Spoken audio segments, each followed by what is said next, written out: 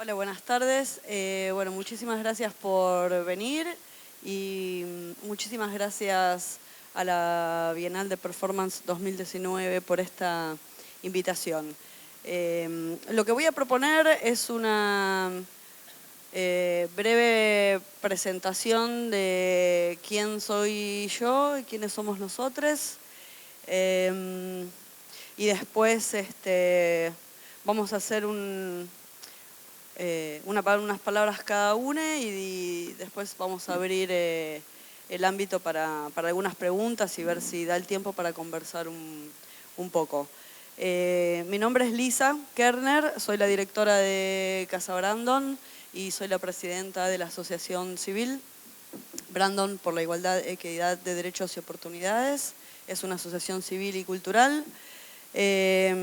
También me ocupo de la curaduría de la galería de Casa Brandon y somos parte de MECA, que es el Movimiento de Espacios Culturales y Artísticos. Somos parte de Clumbi, que es la Cámara de Clubes de Música en Vivo. Y somos parte de Fieras, que es una agrupación feminista de gestores culturales. Y les voy a leer un breve texto que cuenta qué es Brandon, qué es Casa Brandon y después empezamos la charla. ¿Quiénes somos? Ante la pregunta ¿quiénes somos? Se diluye la otredad y se vuelve espejo.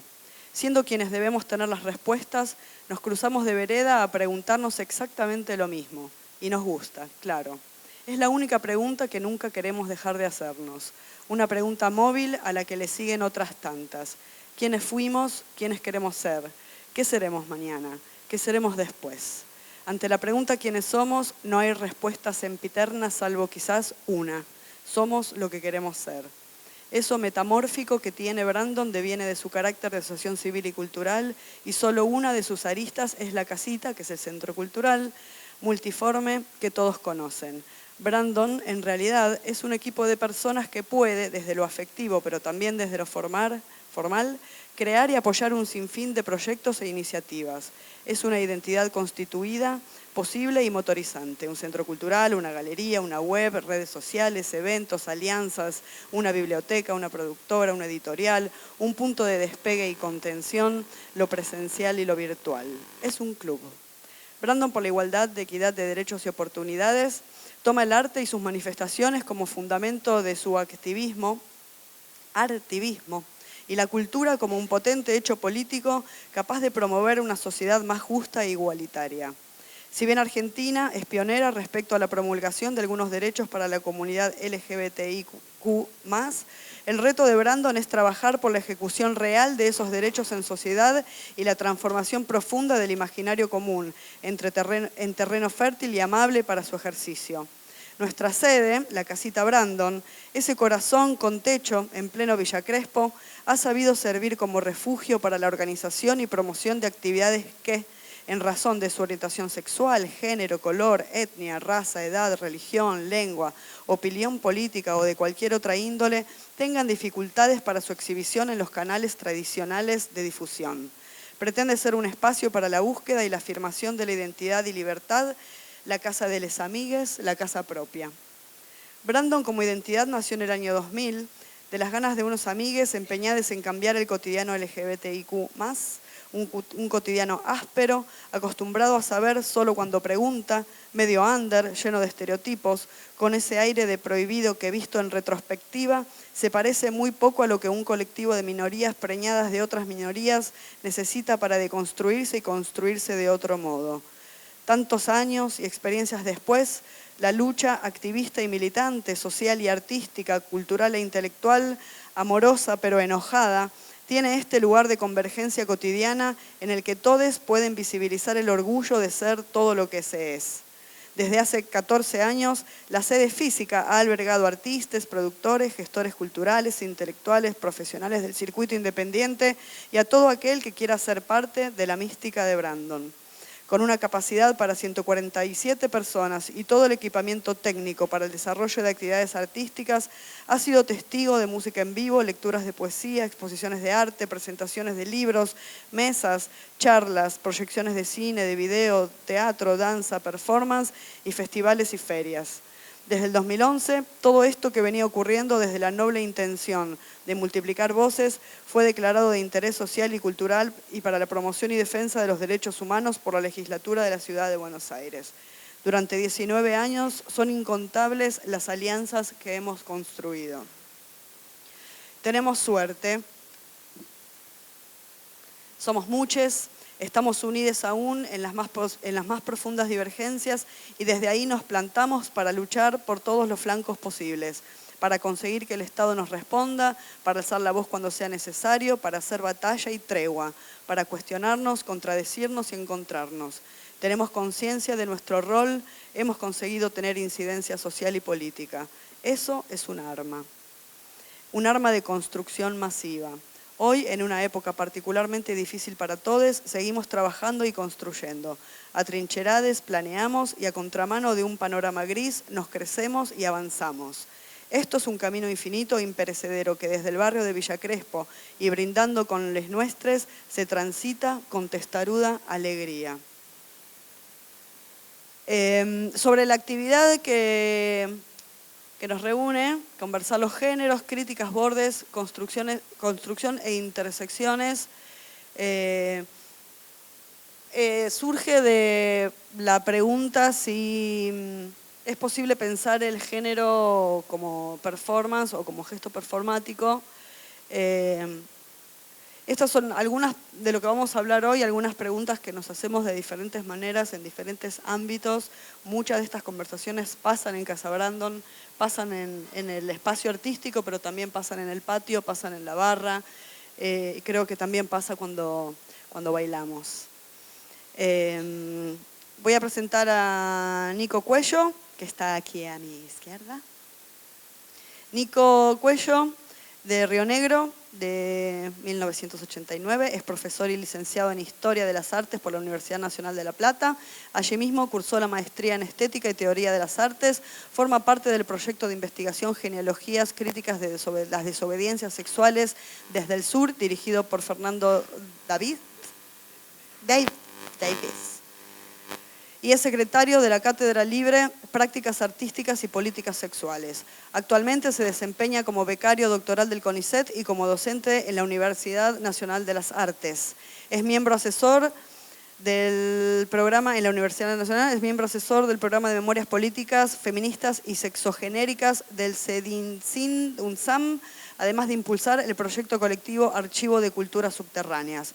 Sus investigaciones se centran en la intersección de prácticas artísticas, políticas sexuales, representaciones críticas de las emociones y gráficas alternativas desde la postdictadura hasta la actualidad. Virginia Cano, lesbiana, feminista, filósofa y docente, autora de los libros Ética Tortillera, Ensayos en torno al etos y la lengua de los amantes, de Editorial Madreselva, compiladora de Nadie viene sin un mundo, ensayos sobre la sujeción e invención de un emisme, de Madreselva también, y coautora, junto a Judith Butler y Laura Fernández Cordero, de Vidas en Lucha, Conversaciones de Katz. Sasa Testa, nacida en 1985, docente, activista no binaria, becaria doctoral por el CONICET, maestrande en estudios y políticas de género de UNTREF, es profesora de castellano, literatura y latín, especialista superior en conducción de las instituciones educativas de nivel medio y equivalentes y especialista superior en profesor tutor JBG.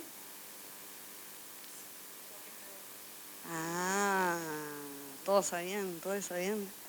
Formó parte de las personas entrevistadas para el libro Feminismos Insurgentes, 2019, de Milena Cacerola, y Feminismos, 2017, de Letras del Sur. Es autora de los libros La existencia de la Mocha Celis y La visibilidad en la invisibilidad educativa, 2016, de La mariposa y la iguana, y Soy Sabrina, soy Santiago, género fluido y nuevas identidades, de 2018, editorial Ariel.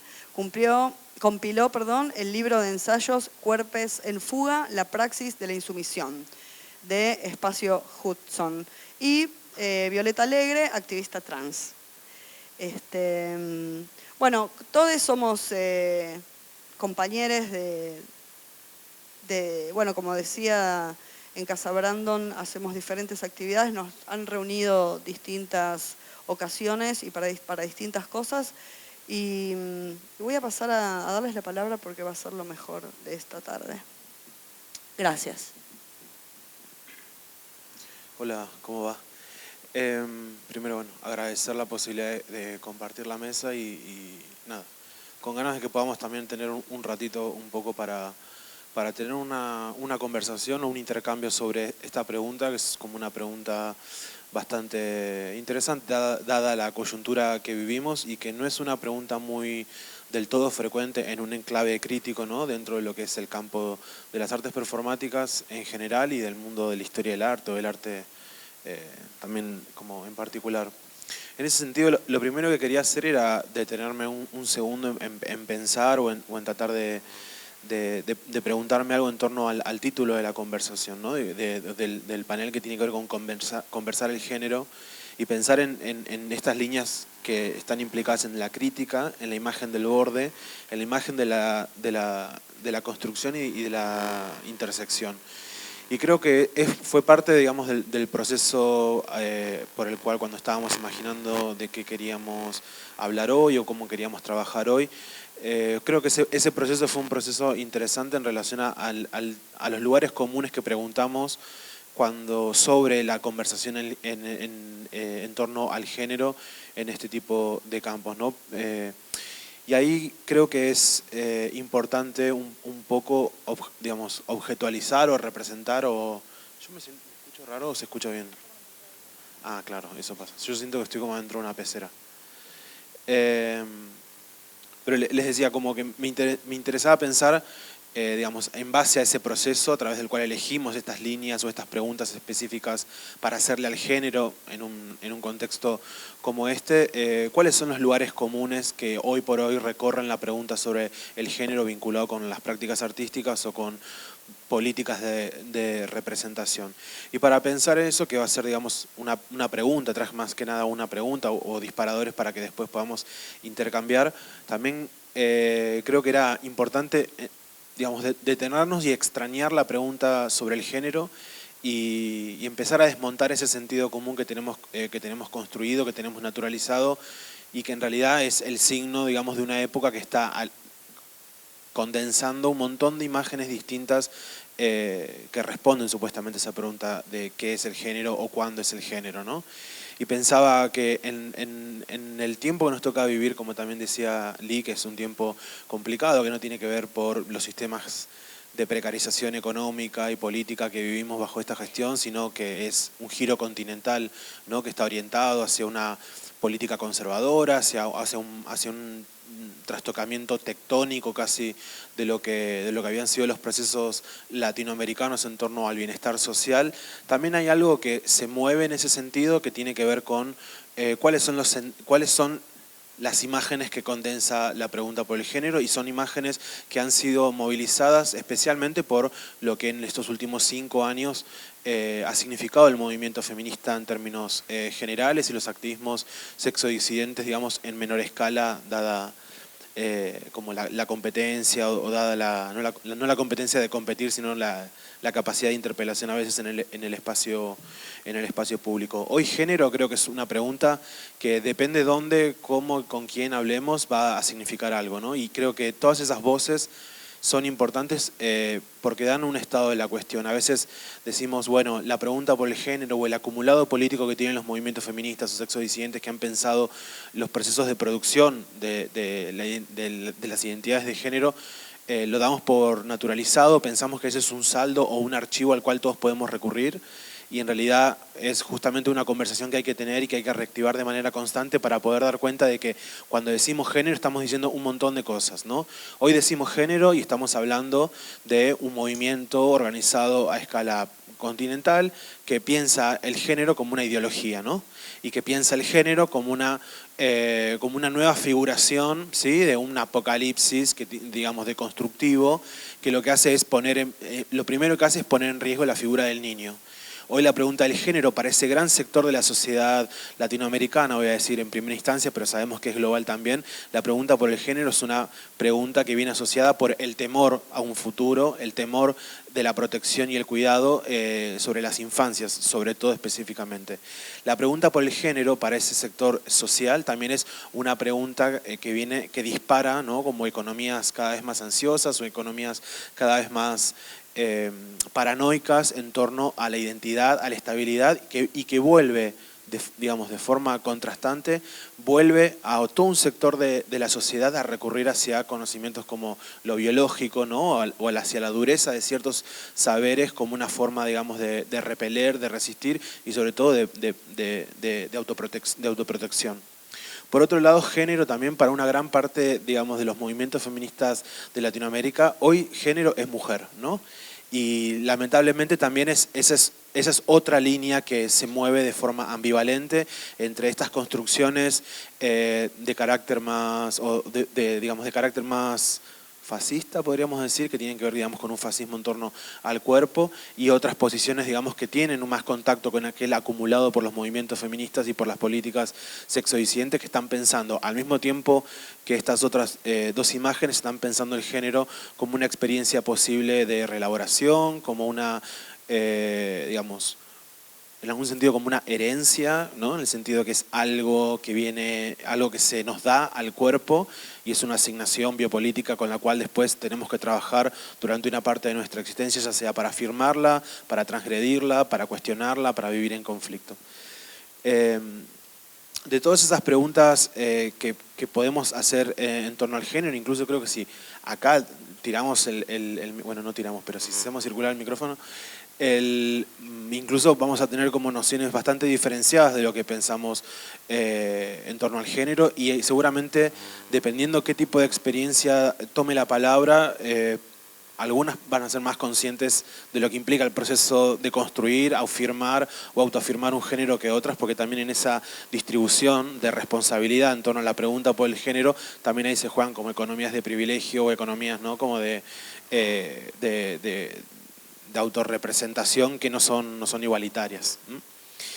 Entonces, esa misma, preguntándonos, digamos, con todo el quilombo que es hoy justamente hablar del género y cómo en distintos sustratos, ya sea mediáticos, conversaciones íntimas en sectores activistas, en el campo de la intelectualidad, ¿no? o en signos que van transitando en todas esas esferas, conversar sobre el género es, en algún sentido, como alimentar cierto grado de confusión o cierto grado como de incoherencia, ¿no? Por la cantidad de sentidos que están multiplicados. Me preguntaba qué significa la pregunta en torno al género en el campo específico de la práctica artística y en concreto también sobre el arte performático.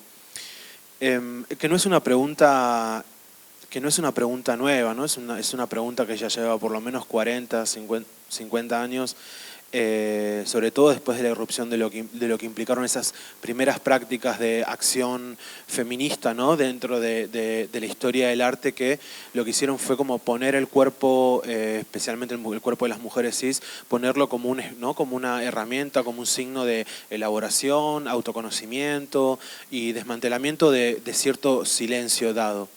Pero, digamos, volviendo a esta conflictividad que está dada hoy en la ausencia de archivo o en la incapacidad de conectarnos con el acumulado político de estas preguntas, me interesa ver en relación también, o me interesa preguntar también en relación cómo es que esa genealogía, ¿no? Que tiene como distintas derivas en sus contactos también medio tóxicos con el mercado, hace que hoy la pregunta por el género en el campo de la práctica artística tenga que ser revisada. Por eso, digamos, si hay algo que socialmente estamos también atravesando, es que todos estos sectores que están pensando de manera diferencial esa noción de género con la cual construyen y orientan sus propias prácticas políticas, dada, digamos, también cierta estructura de cómo funciona hoy el pensamiento crítico, cómo funcionan los modos de contacto de la sociedad, digamos, desde la ansiedad o la producción de una norma que deriva sentidos vigilantes, ¿no?, sobre la diferencia. Me interesaba pensar también cuáles son los sentidos normativos que se construyen sobre el género en el campo del arte. Y había pensado en traer ejemplos, pero después, obvio, iba a quedar como si estuviese escrachando gente. Lo cual es algo muy común en nuestra sociedad, ¿no?, que uno quiere poner una imagen crítica para poder desmontar un sentido que puede ser problemático, y eso es codificado, ¿no?, como una práctica de moral de enjuiciamiento o de destrucción de esa persona.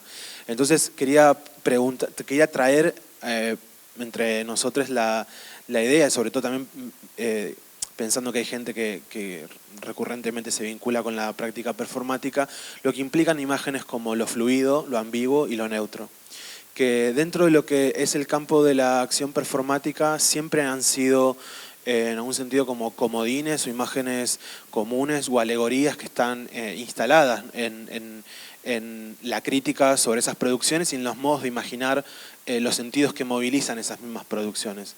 Y quería preguntar en torno a eso, porque creo que ahí también está construida una norma en torno al género en el campo del pensamiento crítico, en el campo de la historia del arte, que me parece también interesante desmontar, ¿no? Me interesaba pensar, digamos, cuáles son los procedimientos que hacen que un cuerpo pueda ser neutro, que un cuerpo pueda ser considerado fluido o que pueda ser considerado en contacto con la fluidez, o que un cuerpo pueda ser llamado ambiguo, ¿no?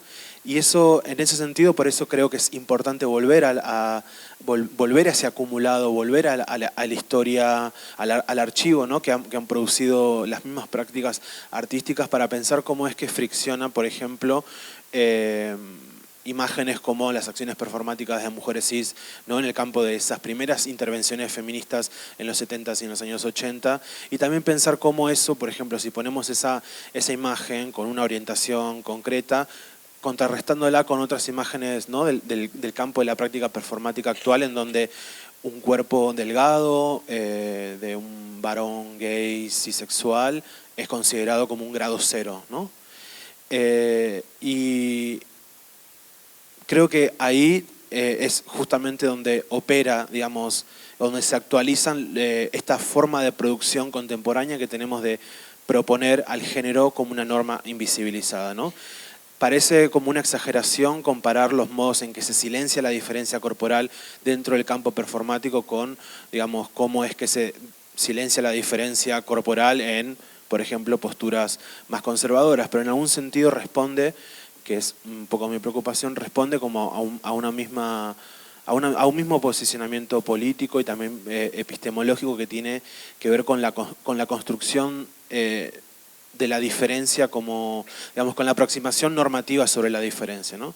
Y esta falta o esta incapacidad de pensar los modos de experimentar en torno a la diferencia, y en su lugar construir como ¿no?, economías ansiosas, como economías traumáticas sobre lo que puede ser diferente, y estigmatizar de un modo concreto la aparición de lo distinto.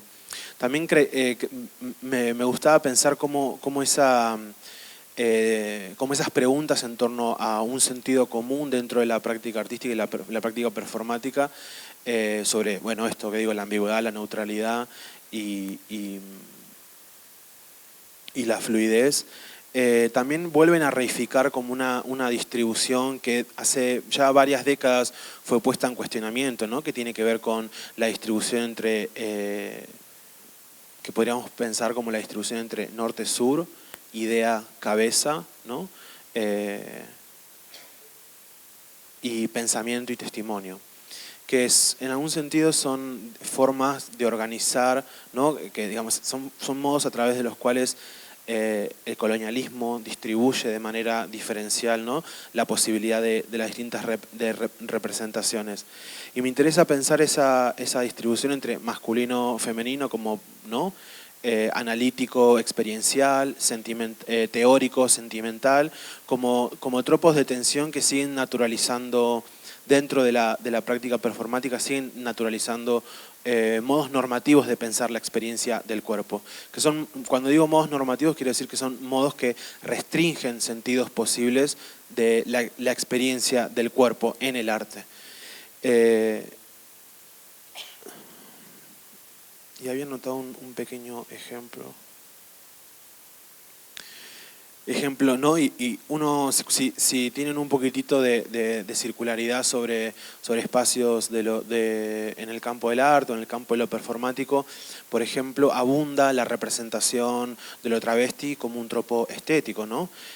Abunda la representación de lo trans como un accesorio, como un modo de significación e intervención del cuerpo que queda reducido solamente a la experiencia de la prótesis.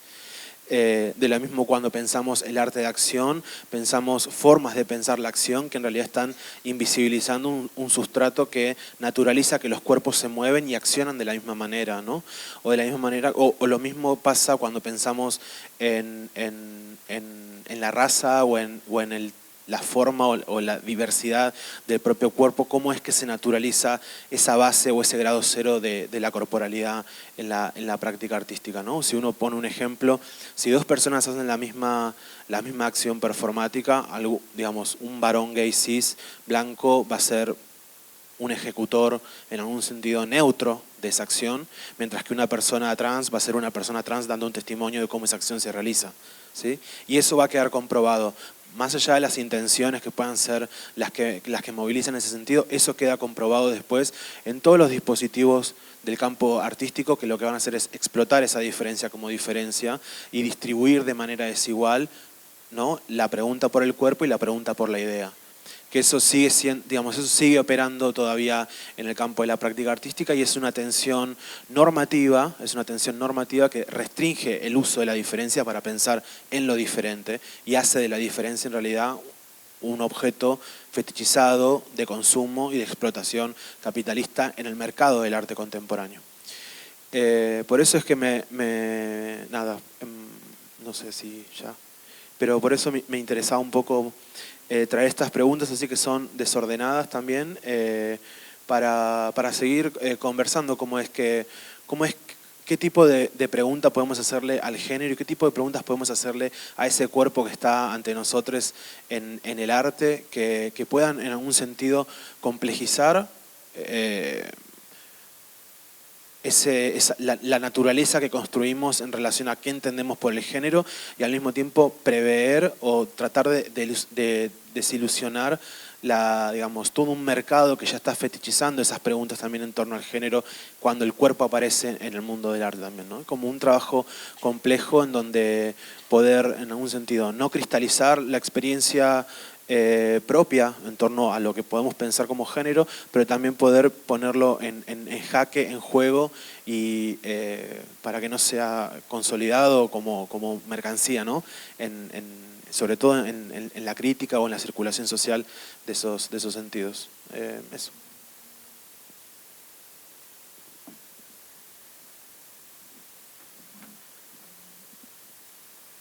Hola. Sí. Bueno, antes que nada, buenas tardes y gracias por haberse acercado hoy. Gracias a la Bienal por la convocatoria, a Lisa por la invitación. Y bueno, yo quería compartir con ustedes algo quizás más escueto, que escribí hace unos años, sobre cómo en la literatura se ha construido la categoría de monstruo y cómo también quizás esos cuerpos que se han catalogado por un discurso como abyectos terminan representando quizás erróneamente, ¿no? Esa idea de monstruo. Y por supuesto trabajé con la literatura porque es el ámbito en el que me siento quizás más idóneo, y por supuesto que está recontraabierto a debate ya que no vengo a ofrecer ni soluciones ni conclusiones acabadas, porque me parece que eso es un poco imposible. Así que simplemente compartir con ustedes un escrito. Y se llama Demonstrare. Desde que las sociedades fueron creadas existe una división entre el bien y el mal. Diversas representaciones así lo demuestran, tales como por ejemplo la expulsión de Adán y Eva del Edén en el Génesis del Antiguo Testamento, la instauración de la ley del talión en la antigua Mesopotamia, el índex publicado por el Tribunal del Santo Oficio en la Edad Media, etc. Ahora bien, cabe preguntarse si esta división condenatoria merece ser cuestionada en la medida en que toda alteración a lo normativo es condenada al ostracismo. Dice Zygmunt Bauman, en La modernidad líquida, que las personas, en su afán de sentirse bajo un orden que los contengan, crean las leyes como un instrumento contra la libertad. Ya lo advierte Marguerite Yourcenar en Alexis o el Tratado del Inútil Combate, y dice: prefiero la culpa, si de culpa se tratase, a una denegación de mí tan próxima a la demencia. Necesario es, pues, creo, observar con detenimiento los alcances de la culpa y cómo ciertos discursos se han erigido en demonizantes a lo largo del tiempo. A propósito de lo mencionado, la literatura ha reflejado estas demonizaciones y las ha hecho carne en la figura de los monstruos, Frankenstein, Mr. Hyde, Medusa, entre otros. Sin lugar a dudas, estos personajes antes mencionados dan cuenta de los márgenes que perviven en todo entramado político y social.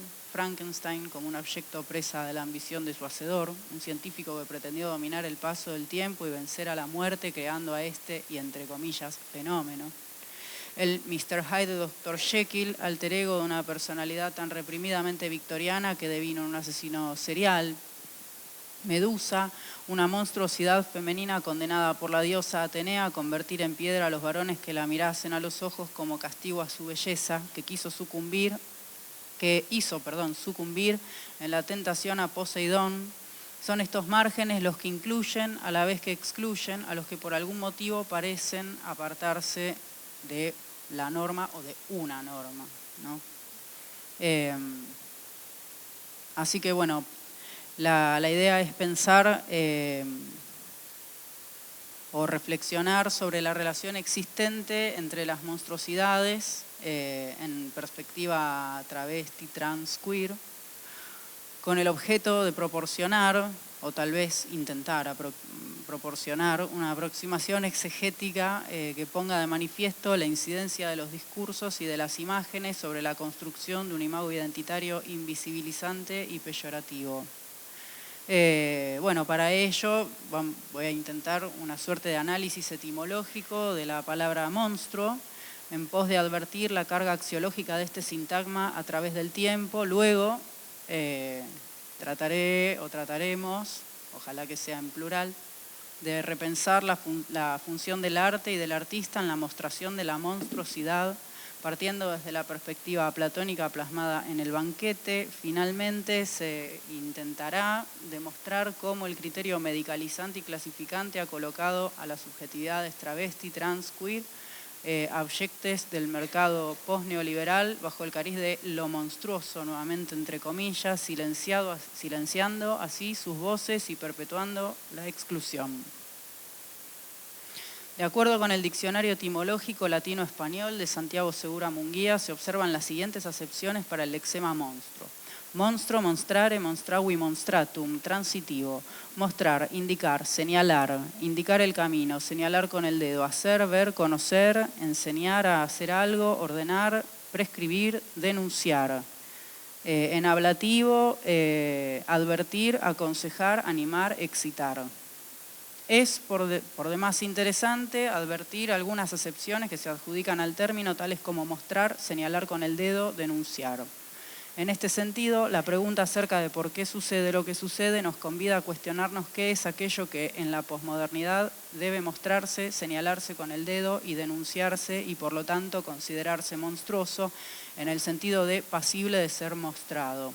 Al mismo tiempo, es menester destacar que la palabra monstruo también tiene su origen en otro verbo latino, monere, que significa advertir. Por lo tanto, la pregunta que parecería formularse a partir de este momento podría ser la siguiente, y ojalá que nos la formulemos y me ayuden a pensar. ¿Es la monstruosidad algo que se advierte en cuanto se muestra, en cuanto se señala y en cuanto se denuncia? ¿Es la condición de denuncia y advertencia rasgo sine qua non para que lo abyecto se vuelva abyecto? ¿Qué características deberían poseer los monstruos para provocar el rechazo de los otros, dentro de los cuales se encuentran inmersos los considerados monstruos, ¿no? También. Continuando con la línea de análisis etimológico, creo vale la pena destacar que en ciertos estudios se ha atribuido la existencia del verbo mostrare como una palabra procedente del sustantivo monstrum, es decir, el verbo sería, en este caso, denominal. Más lo realmente relevante en este punto, creo nuevamente, es evidenciar que el sustantivo antes mencionado es de género neutro. Esta falta de marcación binaria es un dato no menor si lo que se quiere destacar es cómo, realizando un relevamiento que dé cuenta de la evolución del sintagma monstruo, llegamos a la situación en la que aquello que no encaja dentro de un masculino o un femenino, es decir, un espacio de intersticio, es pasible de ser considerado monstruoso. Es imperioso observar la historia con una actitud crítica, o lo más críticamente posible, aprehendiéndola con buen sentido y despojándola del sentido común. Ya en los tiempos de la antigua Grecia, lo monstruoso podría haber estado relacionado con la figura del hijo de Hermes y Afrodita, Hermafrodita. Hermafrodita, se sabe, era una identidad en la que convivían simultáneamente tanto lo masculino como características femeninas. Y he aquí una marca discursiva sobre la que, me parece, tal vez, conviene detenerse. Realizando una suerte de morfología de la palabra hermafrodita, advertiremos a simple vista que esta es una palabra compuesta en cuya constitución perviven los nombres de Hermes y Afrodita. La última, diosa de la fecundación y del amor; el primero, el dios de la buena interpretación. Recordemos que Hermes desciende del sustantivo griego jarmeneia, que hace referencia al arte de la buena interpretación. La síntesis de ambos devino en su hije, en cuyo nombre podría leerse la buena interpretación del amor. Y ya lo decía Platón en su texto El banquete, cuando expresa en boca de Aristófanes que los seres humanos originariamente poseían tres sexos, el masculino, el femenino y el andrógino. Mas, habiendo sido apartados por Zeus, tras haber sido castigados por este, pasaban sus días buscando a, y entre comillas coloco nuevamente, lo que podría también cuestionarse, su otra mitad, quien no necesariamente debía responder a la combinación binaria heteronormativa tan ampliamente conocida y practicada. Aristóteles, en su obra poética, expresa que el arte debe ser una mímesis, es decir, algo que se asemeje a la realidad. Ahora bien, si consideramos, de acuerdo con la ideología de Judith Butler, que, y voy a citarla, cuando hay un yo que pronuncia o habla y por consiguiente produce un efecto en el discurso, primero hay un yo que lo precede y que lo habilita, un discurso que forma en el lenguaje la trayectoria obligada de su voluntad, de modo que no hay ningún yo que, situado detrás del discurso, ejecute su volición o voluntad a través del discurso.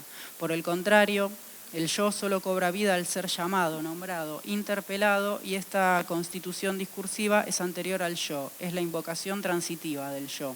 En realidad, solo puedo decir yo en la medida en que primero alguien se haya dirigido a mí y que esa apelación haya movilizado mi lugar en el habla. Paradójicamente, la condición discursiva del reconocimiento social precede y condiciona la formación del sujeto. No es que se le confiera reconocimiento a un sujeto, el reconocimiento forma a ese sujeto. Además, la imposibilidad de lograr un reconocimiento pleno, es decir, de llegar a habitar por completo el nombre en virtud del cual se inaugura y moviliza la identidad social de cada uno, implica la inestabilidad y el carácter incompleto de la formación del sujeto. El yo es, pues, una cita del lugar del yo.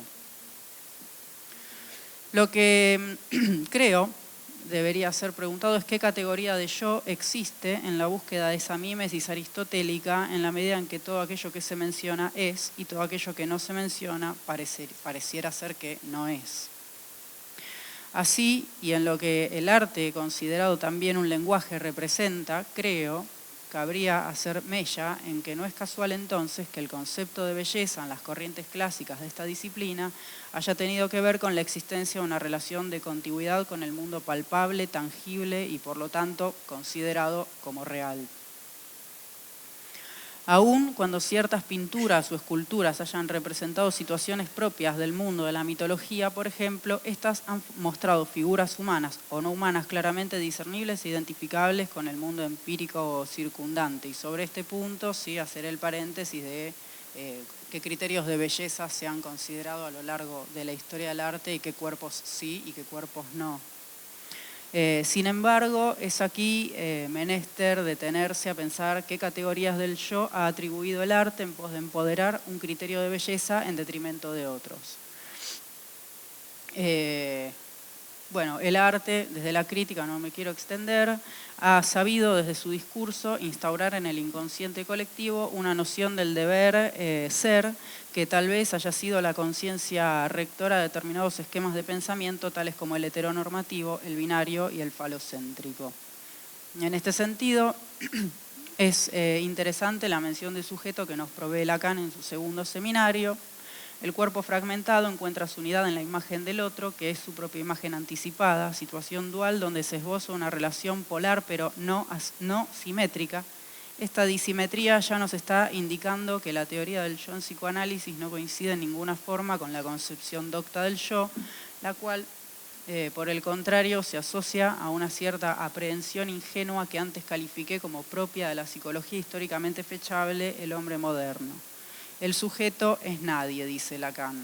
Esto lo podemos poner en crisis, por supuesto, ¿no? Está descompuesto, fragmentado, se bloquea, es aspirado por la imagen a la vez engañosa y realizada del otro, o también su propia imagen especular, ahí encuentra su unidad.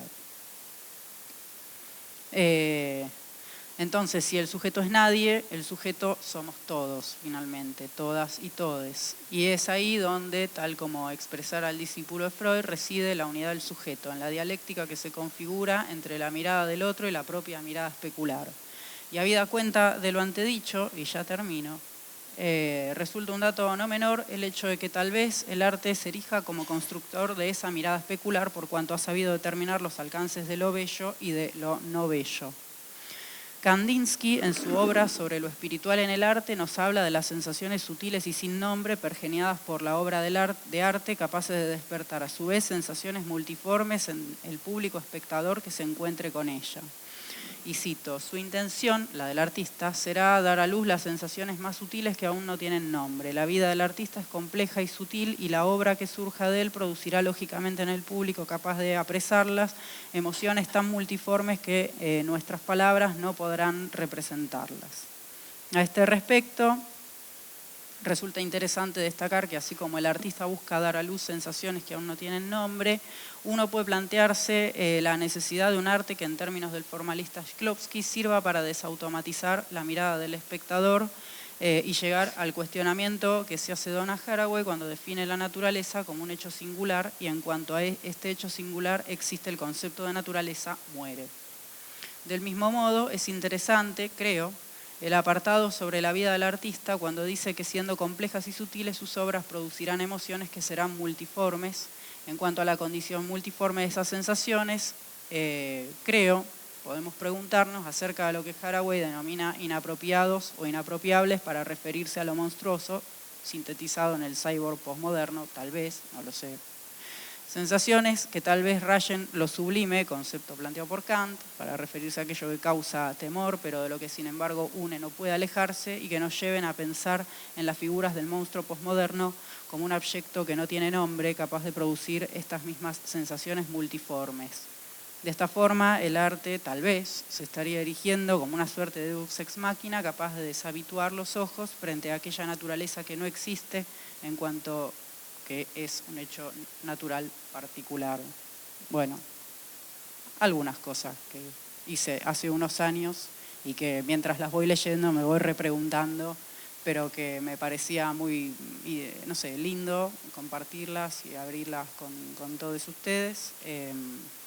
Y también, ¿no? Como para, en línea lo que decías vos, preguntarnos qué cuerpos ha mostrado el arte y qué decisiones políticas, ¿no?, han implicado esas mostraciones y esas invisibilizaciones, ¿no? Bueno, nada, eso, y gracias.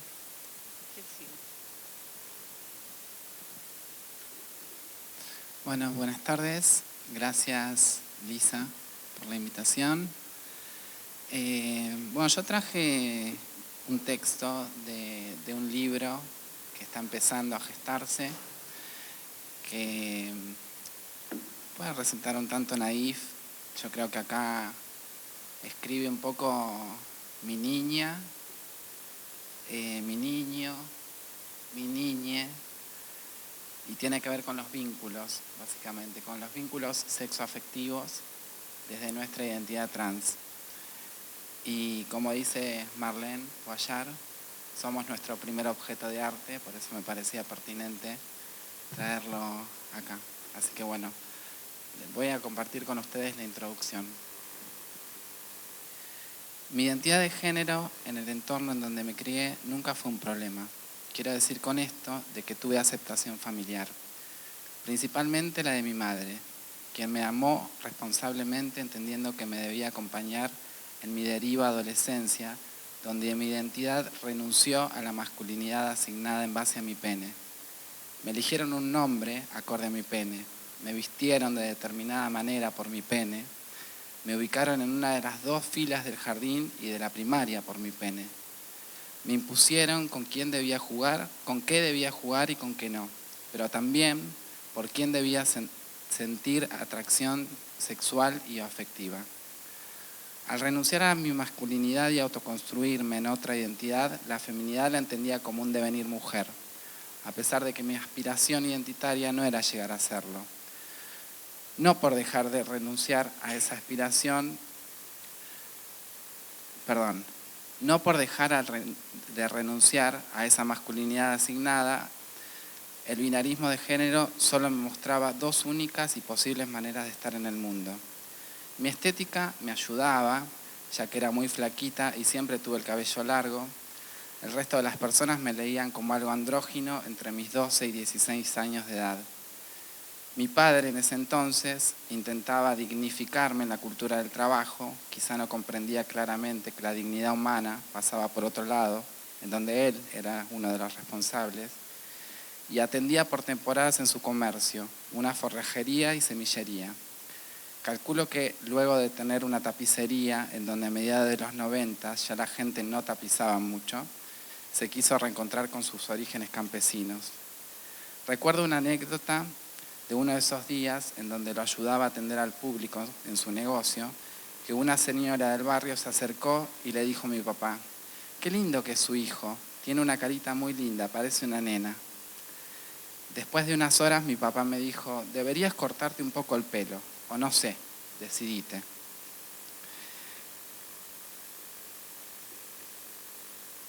Decidite. Está la letra así de grande, pero tengo muchos problemas de vista. Ese decidite de mi padre, que claramente me exigía un posicionamiento dentro de su lógica binaria, como diciendo: si vas a ser un pibe, sé un pibe, pero si no, sé una piba. No eso intermedio que está haciendo, al menos por mi padre, sentía que estaba siendo consoladamente aceptada en sus propios términos y capacidad. No solo por mi padre pude sentir esa presión. En ese momento tenía amigas maricas de mi barrio. Algunas me dejaban de hablar ante mi androginia o cuando me iba aproximando más a transitar la feminidad. También alguno que otro me dijo: si venís a casa, todo bien, pero venite como pibe. Porque mis viejos, viste, como que todo bien con ser marica, puto, gay, pero el límite era dejar de ser leído pibe. No sé si como modo de revelación, pero desde ese momento fue cuando comencé a montarme, maquillarme, salir a bailar. Mi aspecto era muy femenina. ¿Pasaba por mina? Por lo que eso me daba cierta garantía, éxito con las masculinidades que me relacionaba. Me decían: para mí vos sos una mujer, y en ese entonces una se sentía lograda.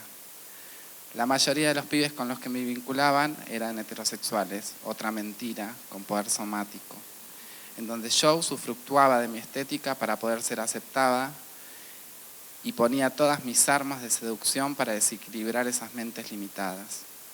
Tenía una estética particular para vestirme, usaba ropa oscura y bastante suelta. Cambiaba el color de cabello de rubio a verde, de verde a fucsia, lo que me hacía llamar más la atención. Tengamos en cuenta, eran los años 90, en el conurbano bonaerense, específicamente en Granbur, donde viví gran parte de mi vida. Cada paso que daba, a veces con tacos, otras veces con zapatillas Converse que me mandaba a hacer a la Bond Street de 15 centímetros, era una transgresión para el barrio, una abyección, pero como todo lo abyecto generaba en algún punto de fuga un deseo amenazante. A mis 16 años, mis viejos se separan. Ya hacía tiempo que el vínculo entre ellos estaba desgastado, muchas discusiones, desconfianza y mentiras que salían a la luz, en donde mi viejo cínicamente desmentía y trataba de loca a mi vieja. No pasó un mes de que se fuera de mi casa y ya estaba conviviendo con la otra que mi vieja sospechaba. Desde ese momento creo que el vínculo se profundizó muchísimo con mi madre, quien se convirtió en un pilar fundamental para mis libertades y mi identidad. En ese momento no me molestaba para nada mi nombre de DNI elegido por mis padres. Sí, los mandatos que se desencadenaban en base a ello y que no se adaptaba a la imagen que estaba gestando, que parecía requerían un nombre propio. Yo en ese entonces tenía un nombre que se le asigna a un nene, con tacos, maquillada, deseando a otros hombres sexo afectivamente y teniendo sexo con mi mejor amiga. Ese lugar intermedio en ese momento y cómoda por la aceptación de mi familia, para mí era hermoso. A su vez, me generaba muchas preocupaciones y una de las preguntas que me hacía a menudo era ¿quién se iba a enamorar de mí? ¿Quién me va a amar así? Creía que nadie, porque aparte me gustaba generar esa discordancia entre mi estética y decir el nombre asignado al momento de nacer. Me resultaba desafiante, divertido, ver las reacciones que generaban los demás, pero en ese momento era verdad que ese proceso te regalaba inquietudes y soledades. Al momento de querer compartir con otras personas, que me deliraba emocionalmente, me enamoraba. Y no solo en ese sentido, sino también con las amistades. Calculo que esa misma situación me llevaba a sentirme enamorada ante la mínima caricia, aunque sea solo una y en la cabeza mientras estaba haciendo una felación sobre alguna viril ilusión. Llegaba la mamada y no más que eso, cuando alguien me gustaba mucho. Mi sexualidad estaba bastante reprimida, eran fines de los 90, con mucha nueva información desinformada sobre el VIH, y le tenía muchísimo miedo, casi una hipocondría 5 minutos posteriores a cualquier encuentro sexual. La información que circulaba era que lo no hetero era lo primero en caer, y eso bastaba para al menos abrir el abanico de un destino mortal de los géneros desviados a la norma. Mi pene me había asignado más que un nombre, sino todo lo que no quería o mínimamente me coartaba mis deseos de experimentar, jugar, descubrir sensaciones. Por eso fui la primera en negarlo cuando llegó mi primera relación sexual y afectiva. Comencé a tener una amistad con Javier. A él le llamaba la atención esa feminidad friki. A mí, de él me erotizaba cada movimiento. Era de esos morochos fornidos, un rostro inmaculado, de esos que al menos yo me daba vuelta a ver si lo veía en la calle. Pasábamos noches enteras en mi habitación escuchando música y charlando. Me arreglaba bastante para el momento del encuentro, unas bases que tapen la sombra del bozo, justificándolas en una posible exigencia heterosexual y binaria por parte de él. A su vez, yo anunciaba abiertamente, quien me quiera me tiene que querer por lo que soy más allá de las huellas hormonales. No obstante, el mundo entero me decía que esas huellas debían ser eliminadas para pertenecer, inclusive para ser aceptada en algún corazón, porque si no, todo bien, pero amigos. Siempre está bueno tener un amigo friki. Fui entendiendo con decepción que el juego estaba dado así, y que el experimento, que era para los demás, tenía requisitos que en ese momento me requerían disimulos corporales mínimamente, trucarme, maquillarme, ya no por deseo, sino para tapar. Javier venía de una relación de 5 años con una chica. Las noches en mi casa se convertían en tensión afectiva, afectadas, sexuadas. No podía expresarle mis sensaciones, emociones y calenturas que me generaba, aunque por dentro pensaba, si sigue viniendo es porque le gusto. Debía expresarlo. No recuerdo bien si se lo dije personalmente o le di una carta en donde le declaraba todo mi sentir mitológico. El primer libro que me prestó él para leer fue El banquete de Platón, indirecta, que se adaptaba perfectamente a mi modo de sentir. La respuesta la recuerdo perfectamente. Vengo de una relación larga con una chica, no tengo ganas de tener ninguna relación, aparte soy heterosexual. Me angustió la respuesta y se notó. Sin embargo, se me había puesto en la cabeza de que él necesitaba sentir mi piel, algo que lo aproxime al contacto con mi piel. Tensos por el clima, comenzamos a discutir y entre esa tensión y la angustia lloré, por el rechazo y el recuerdo de las preguntas existenciales, pero no me rendí. La propuesta que le hice seguida de la escena cuasi novelística fue, ¿te podés parar? Sí, me responde con mirada desconfiada. Se para, me acerco a él y lo abrazo. Fue como abrazar una estatua por unos segundos. No quise ser invasiva y me alejé. Me volví a sentar donde estaba. Él se quedó parado con una expresión rígida en su rostro, como asombrado. Se sentó lentamente y apoyó su mano en el mentón, pensativo, en un silencio casi violento. La opción que barajaba más cercana era que se iba a la mierda, pero no fue así. Me dijo, vení, haciendo con su mano unas palmadas en su muslo, en el muslo de su pierna. Me senté en su pierna temblando y lo abracé, acariciando cuasi imperceptiblemente su espalda y sintiendo el perfume de la piel de su cuello, donde se encontraban a pocos milímetros mis labios, al igual que los de él. Recorrido donde comenzó un lentísimo movimiento, donde se terminaron encontrando nuestros labios y un primer beso que se extendió por unos largos minutos. No tuvimos sexo. Después del beso se fue y yo me quedé con una sonrisa de oreja a oreja. Y con la pregunta, ¿y ahora? Pregunta que le formulé ansiosamente al otro día que nos volvimos a ver. Él, también habiendo leído Fedón, me respondió, no sé qué pasa ahora, solo puedo responderte que yo, para besar a alguien, tengo que sentir cosas. Ese fue el comienzo de una relación que se extendió por 10 años en la vida de ambos. Esto, para una travesti, es un privilegio.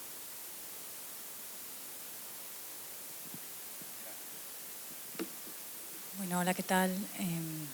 También primero agradecer a Lisa, a la Bienal, a todos ustedes por estar acá. Yo quería recuperar algunas cuestiones en torno a los vínculos, justamente. Va a resonar algo de lo que nos leía Viole y pensar ese modo otro que hemos tenido desde las comunidades disidentes, digamos, de tejer vínculos, ¿sí?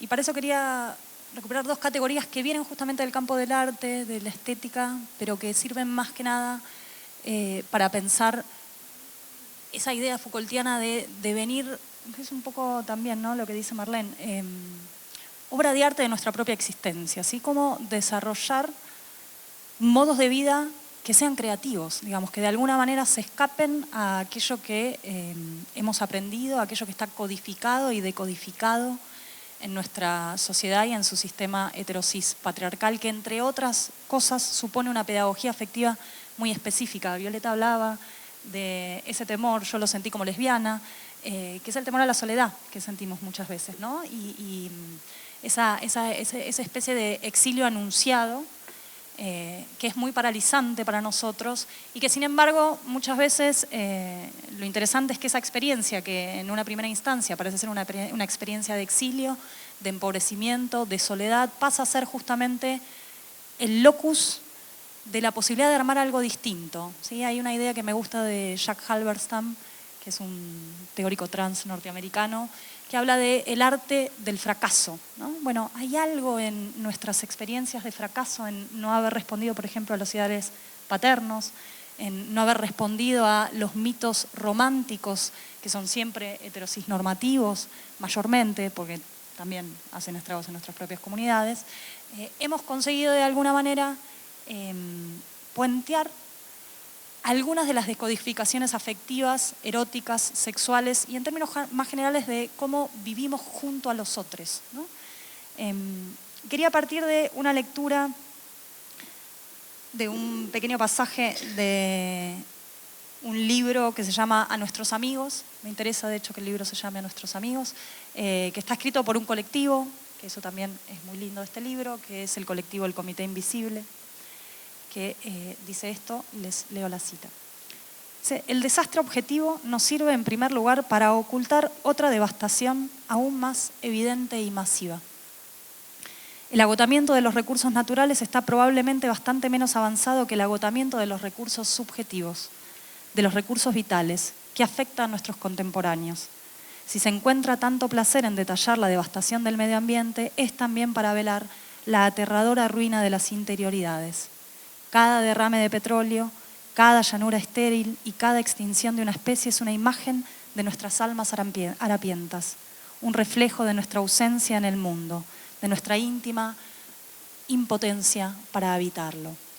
Me interesa el diagnóstico, ¿sí? Me interesa este diagnóstico de la devastación de nuestros recursos subjetivos, ¿sí? Las ruinas de nuestros recursos afectivos y en qué medida justamente el dispositivo del género, de la sexualidad y en términos generales eso que podríamos llamar la heterocisnormatividad es justamente uno de los lugares que articula con una moral neoliberal que efectivamente opera a partir de la devastación, entre otras cosas, de nuestros recursos afectivos, ¿sí? Yo lo que diría es que en el centro de esa devastación de recursos afectivos lo que está justamente es el proyecto yoico, ¿sí? Eso que podríamos denominar algo así como el ego-liberalismo, ¿sí? Hay algo respecto de la pedagogía afectiva contemporánea que se centra en esa idea de que el yo es un proyecto, incluso reflotando la idea de la obra de arte, ¿no? Somos nuestra obra de arte en sentido de podemos hacer lo que queremos, ¿sí? Estamos librados a nuestra propia suerte, somos nuestro propio proyecto y por otro lado ni nadie nos regaló nada, ¿sí? Ni le debemos, por ende, nada a nadie. Esa moral neoliberal constituida en torno al ego, por supuesto que no puede negar nuestra precariedad afectiva, ¿sí? Todos requerimos, incluso los que se sienten más autónomos, más individualísimos, más potentes, más capacitados, más superyoicos, superyo, requieren de algún tipo de red y de contención afectiva. En general, el dispositivo heteronormativo lo que ha hecho es proponer esa mínima red afectiva posible y proponerla con modalidades muy específicas, que en general orbitan en torno a ese yo fuerte que tiene una pareja, ¿sí? O que tiene una familia y que su afectación queda circundada justamente en ese lugar, ¿sí? Su valor, el modo en que puede sostener, por otro lado, el valor de su yo, está también en esa red de afectación que, insisto, es muy limitada y está absolutamente decodificada. Ustedes saben que, entre otras cosas, lo que ocurre con la pareja monogámica y heteronormativa es que se supone que sea un privilegio. Por eso yo les decía que me interesaba una cita de un libro que se llama Nuestros amigos. Entre otras de las características de esa pedagogía heterocisnormativa, lo que aparece es la jerarquía entre la pareja y los amigos, ¿sí? Piensen, por ejemplo, a quién le pedimos en general que nos acompañe para ir al médico, ¿sí? Una cosa que ocurre muchas veces es que pensamos que la única persona que nos tiene que acompañar, que tiene la responsabilidad, que tiene el deber, es nuestra pareja, ¿sí? No llamamos necesariamente a nuestros amigues. Bueno, repensar esa economía afectiva es una tarea muy difícil, desarmar esa pedagogía es una tarea muy difícil que yo creo que las comunidades que voy a englobar ahora, y es un término debatible, pero no me quiero adentrar en ese debate, las comunidades de la disidencia sexual nos hemos visto obligadas a revisar esa economía. Por lo pronto, porque fuimos obligados a fugar, ¿sí? Esa experiencia de exilio de las que yo les mencionaba, de las que Viole escribe, ¿sí? Nos han justamente corrido de ciertas expectativas y de la posibilidad incluso de cumplir con ese rol y con esa organización afectiva, erótica y en términos generales de soporte, ¿sí? De redes de soporte y de redes de contención, de redes de circulación de no solamente el afecto, el mimo, los tiempos, sino también nuestros recursos, ¿sí? ¿Con quién compartimos nuestros recursos? El tiempo, de hecho, es un recurso muy válido. Y para pensar eso, tenía muchas citas, pero quiero leer solo una. que es una cita de Foucault, de Michel Foucault, en un texto, en realidad es una entrevista. Esta entrevista recibió el nombre de La amistad como modo de vida. Fíjense que todas las citas de alguna manera intentan apuntar a ese otro lugar, ¿no? A esos otros modos de afectación, ¿sí? Que en general, insisto, aparecen muy decodificados y en una jerarquía que no permite quizás repensar la potencia que existe en esos otros modos de vinculación y de afectación. Les leo la cita entonces de Michel Foucault, que dice así: es una concesión a los demás el presentar la homosexualidad, y yo haría esto extensivo a el lesbianismo, la experiencia trans, la experiencia no binaria y en términos generales todas las experiencias de fuga, de alguna manera, de los dispositivos culturales disciplinantes y normalizadores. Pero Foucault lo está pensando respecto de la homosexualidad. Dice, es una concesión a los demás el presentar la homosexualidad bajo la forma de un placer inmediato, el de dos jóvenes que se conocen, en la calle se seducen con la mirada y se tocan mutuamente el trasero antes de acabar en un revolcón en un cuarto de hora. Hay en ello una suerte de imagen aséptica de la homosexualidad, que pierde toda virtualidad de inquietud por dos razones. Responde a un patrón tranquilizador de la belleza y anula todo lo que pueda haber de inquietante en el afecto, la ternura, la amistad, la fidelidad, la camaradería, el compañerismo, todas esas cosas a las que una sociedad higienizada no puede reconocerles un lugar por temor a que se formen alianzas y se propicien líneas de conducta inesperadas. Pienso que es eso lo que vuelve perturbadora a la homosexualidad, el modo de vida homosexual más que el acto sexual mismo. Imaginar un acto sexual que no se ajusta a las leyes de la naturaleza no es eso lo que inquieta a las personas, pero que los individuos comiencen a amarse, ese sí es un problema. Los códigos institucionales no pueden validar esas relaciones de intensidades múltiples, de colores variables, de movimientos imperceptibles y de formas cambiantes. Esas relaciones que hacen cortocircuito e introducen el amor ahí donde debiera estar la ley, la regla o la costumbre. ¿Sí? Es un hermoso texto que dice varias cosas que me interesan, pero lo que más me interesa es esa idea de que no es un acto sexual o no es necesariamente una presentación de género lo que realmente atemoriza o pondría en jaque ese dispositivo respecto del cual uno termina ocupando una posición contestataria, corrida, deslizada. No es tanto, insisto, esa experiencia sexual o una experiencia en términos de nuestra performance de género, sino lo que se abre ahí, ¿sí?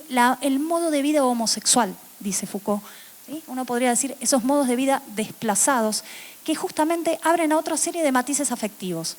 Me parece que recuperar esos matices afectivos, recuperar el modo extraño, ¿sí? Ese modo que en general muchas veces no solo no recibe legitimidad, sino que está hostigado socialmente para construir otro tipo de vinculaciones, otro tipo de afectaciones, es definitivamente nuestro gran arte del fracaso y también nuestra salvación, ¿sí? Eso que de hecho es muchas veces un recurso de supervivencia, ¿sí? Nos vemos forzados a armar otro tipo de comunidades que están por fuera de la codificación familiar, porque de hecho la familia muchas veces es el lugar de exilio, es el lugar de disciplinamiento, es el lugar de normalización.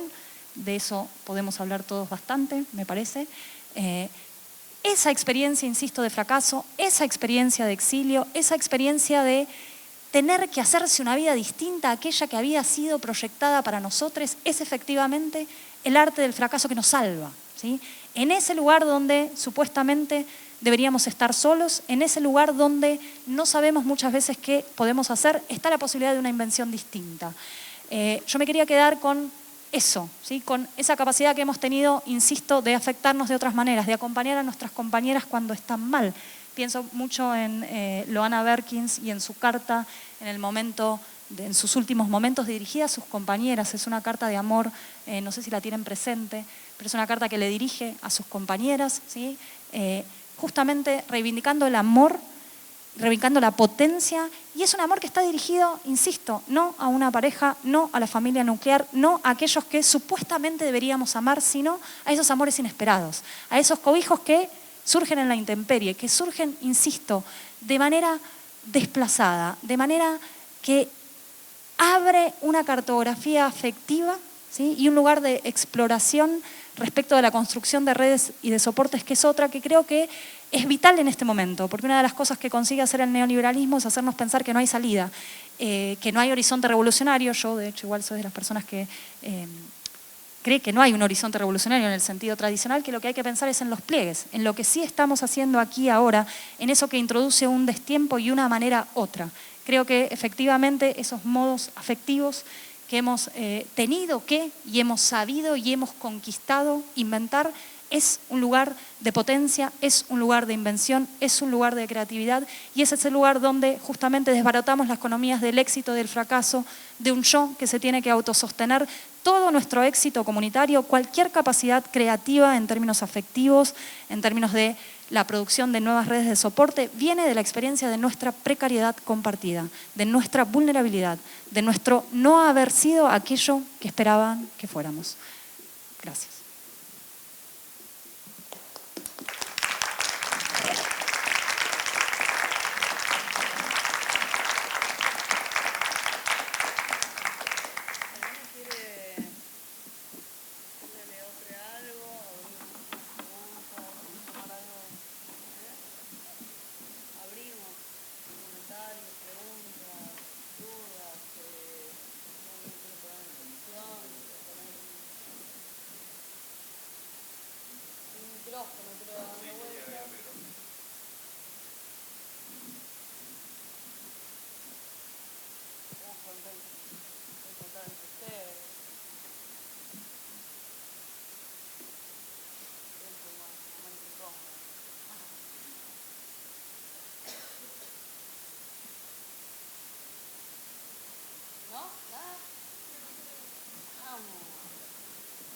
Hola, ¿qué tal?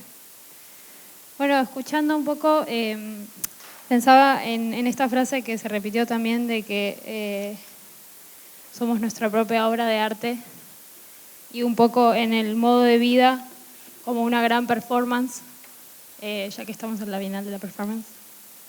Y me preguntaba como que, como los registros sensibles, ¿no? de estas performances cotidianas que pueden ser, para cada uno pensaba en tu poema, en ese momento del beso, o no sé, como que hay algo que me parece súper importante, que es poder rescatar como cuestiones más del registro de lo emocional o lo vivencial, ¿no?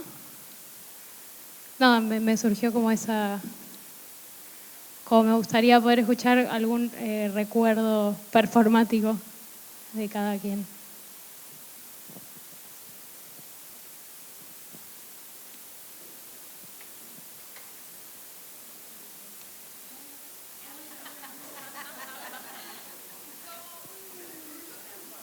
Sí, como algún hecho de la vida que puedan recordar como un momento performático del género.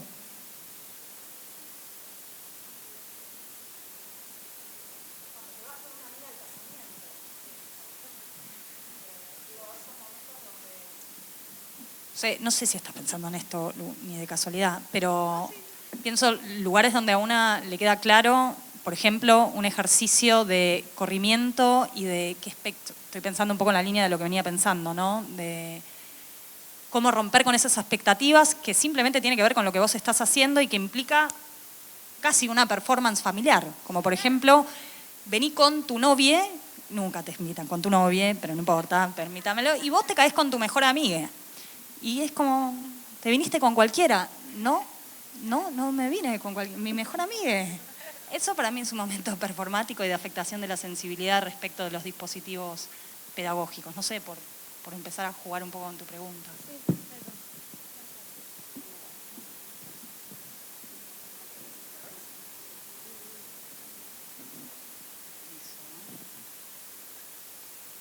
Tengo un par de recuerdos. 1, 2, 3, sí. Mira, ¿sabés lo que es que vos le decís a alguien que crees que te ama, que te querés, Una vez, hace muchos años, le dije a alguien que me quería hacer la masculinización del pecho. Y me dijo que si me sacaba las tetas no me iba a desear más. Y yo le dije, entonces vos no me querés a mí, vos querés a mis tetas. Esa misma persona me dijo que yo quería hacerme varón para ocupar los privilegios de la masculinidad. Esa misma persona nunca me trató con los pronombres que le pedí que me tratara. Esos son recuerdos de las experiencias para mí, de haberme atrevido a decir lo que me pasa. Y esas cosas ocurren al interior del movimiento.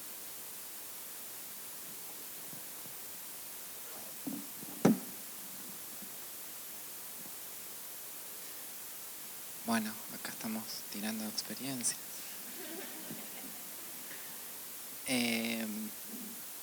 Bueno, acá en esta parte del texto que lo leí así como muy a la pasada, cuento esto, ¿no? De que nos pasa a las personas travestis con respecto a cuando estamos con mayormente un varón cis, hetero, que nos dicen o que me han dicho, y en ese momento cuando lo cuento acá en este texto, el tema de para mí sos una mujer, y una a cierta edad cuando empieza a experimentar, te sentís en ese para mí sos una mujer, te estás sintiendo en cierta forma parte también, es como medio aliviador. Pero hoy por hoy, a mí si me dicen, para mí sos una mujer, yo le digo, andate con una mujer.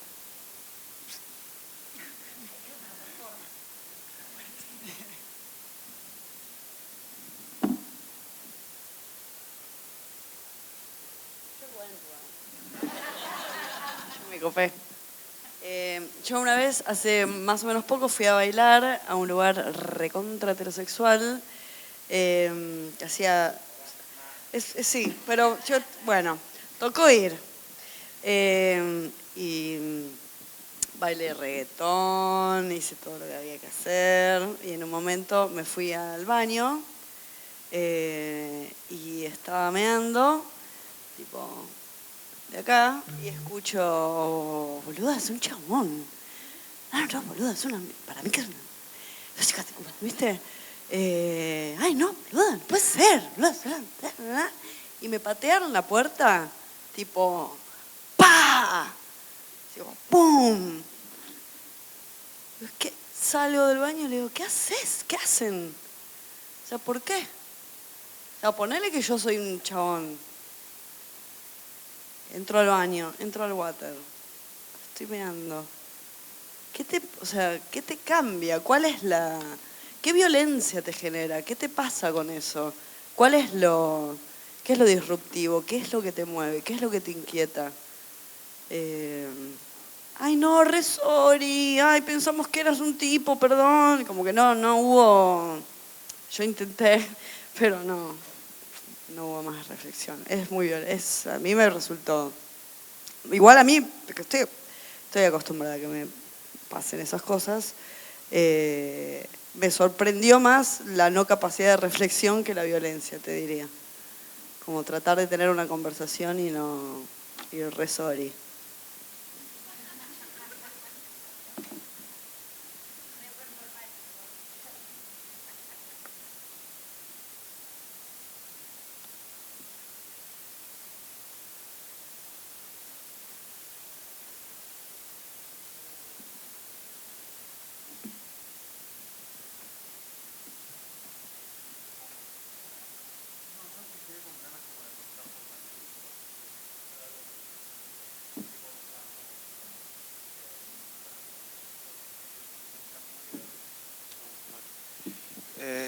Creo que una cosa que me quedaba como en la cabeza, pero que es como más una preocupación, no es una pregunta muy transparente, que es que mucho de bueno, algo de lo que yo trataba como de comentar tenía que ver con este sentido común que está construido en el mundo del arte en torno a cómo se piensa el género, y si el género se piensa como algo que hay que desmontar, ¿no? Y como algo que hay que sacarse.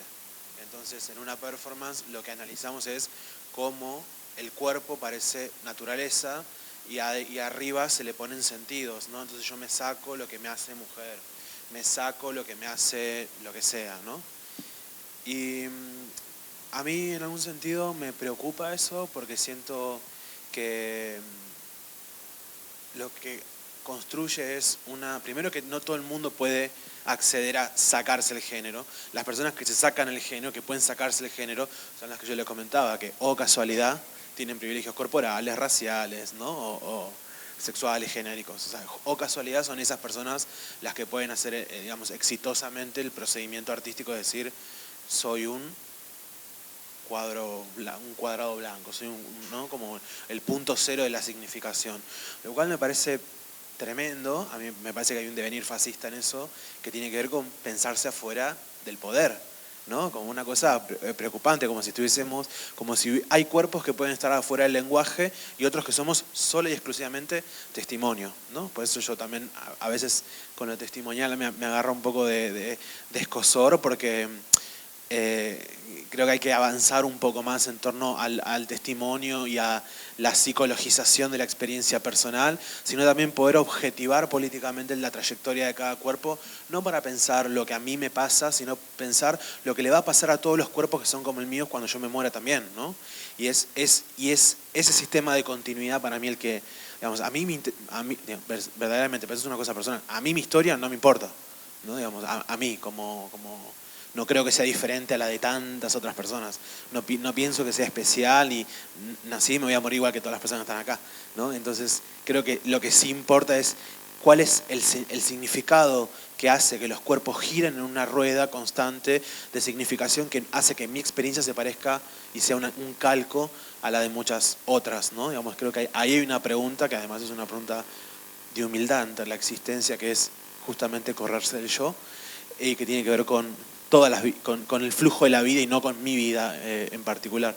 Pero volviendo a lo que quería como decir, como que si hay algo que me asusta, que es en algún sentido este posicionamiento por la abolición del género, ¿no? Que es algo que muchas veces yo siento que está muy cerca de la crítica al binarismo. Entonces, nada, lo tiro como para que lo charlemos, porque está bueno. Hace frío acá igual, yo tengo frío. Pero como que siento que es algo que me preocupa, pero me preocupa por algo en particular, y es que siento que esa forma de representación del género nos priva de algo que a mí me parece que es constitutivo y que me parece el único horizonte revolucionario para mí, que es en algún sentido el placer también, ¿no? Que es poder vivir la expresión de género, la experiencia del género, la autodeterminación del género, tanto de las personas cis como de las personas trans, travestis y no binarias, de poder construir lo que uno quiere vivir, ¿no? Y muchas veces tenemos una relación con el género que es tipo, sacame, no quiero esto, no, eso es el poder, esa es la norma, eso es lo negativo, pero jamás hablamos de lo que hacemos para que nuestro género sea el lugar donde queremos vivir, o no nos involucramos en el proceso por el cual las elecciones, ¿no? Los procedimientos que hacemos para poder construir nuestra apariencia, las relaciones de poder en las que nos vinculamos sexualmente, que construyen también nuestro propio género. Como que siento que esa conversación no llega nunca. Siempre está como la ansiedad de esquivar ser el poder y querernos representar o autorrepresentar, digamos, moralmente por fuera de la relacionabilidad en la que estamos inscriptos, que es el capitalismo. Y nunca hablamos de efectivamente qué hacemos con el poder que tenemos y qué hacemos con el poder que reproducimos, qué hacemos con el poder que nos nombra y que tenemos que ver de qué manera nos nombra y cómo podemos hacer que nos nombre de una forma más placentera. Insisto en la dimensión del placer. Pero esa preocupación. Y siento que mucho del delirio ese de abolir el género, a mí me parece que el género no es el problema, sino es lo que hacemos con el género el problema en sí, ¿no? Hoy por hoy. No creo que porque el género sirve para un montonazo de cosas. Y en otras, por ejemplo, sirve para generar relaciones tremendamente intensas en el sexo, por ejemplo, ¿no? Entonces, pienso que hay algo ahí que me hace ruido, y esa aspiración de abolición del género, de grado cero en torno a los procesos de generización, es algo muy común en el mundo del arte, y es algo que me llama la atención. Lo digo porque, bueno, acá salió un poquito la crítica al binarismo y podemos decir cualquier cosa, ¿no?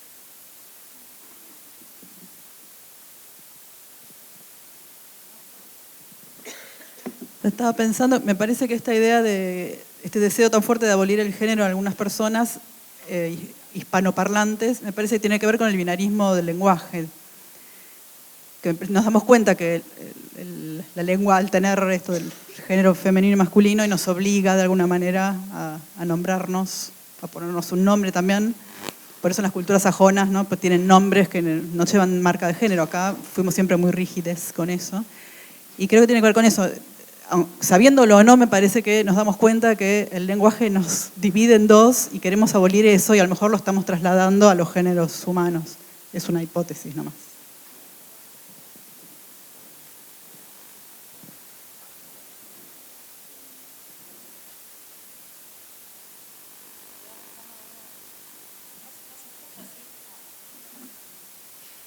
No soy fan de los micrófonos. Estaba pensando, creo, no me acuerdo, no estoy segura si fue Mauro Cabral o quién, que hace mucho dijo que los únicos cuerpos que podían ser andróginos, ¿no?, y en ese sentido, de alguna manera, disputando la idea de que la androginia era un modo superador de correrse del binarismo, eran justamente cuerpos delgados. Y yo pensaría incluso qué racialización tiene que tener ese cuerpo. Y simplemente lo traía porque me resonaba mucho lo que vos decías. Yo te digo ahora que soy una persona no binaria, y la gente, ¿qué va a pensar? Por ejemplo. O sea, es una relación de poder que puede llegar a ser violenta si yo en ese caso me presentara efectivamente como una persona no binaria, pero eso es parte de las relaciones sociales que me codifican y que hacen que mi color de piel, el tipo de pelo que tengo y la forma en la que estoy expresando mi propio género hace que haya una fricción que para algunos esa identificación o esa posibilidad, tanto esa como otras, no es porque tenga algo en contra de lo no binario en absoluto, pero digo sí, cómo se distribuye de forma desigual esa posibilidad incluso, ¿no? Sí, y a mí lo que me preocupa, montándome sobre tus preocupaciones, es la lectura moralizante respecto de las identidades, y en vez de, que era un poco lo que hablamos esa vez que nos juntamos a charlotear, ¿no?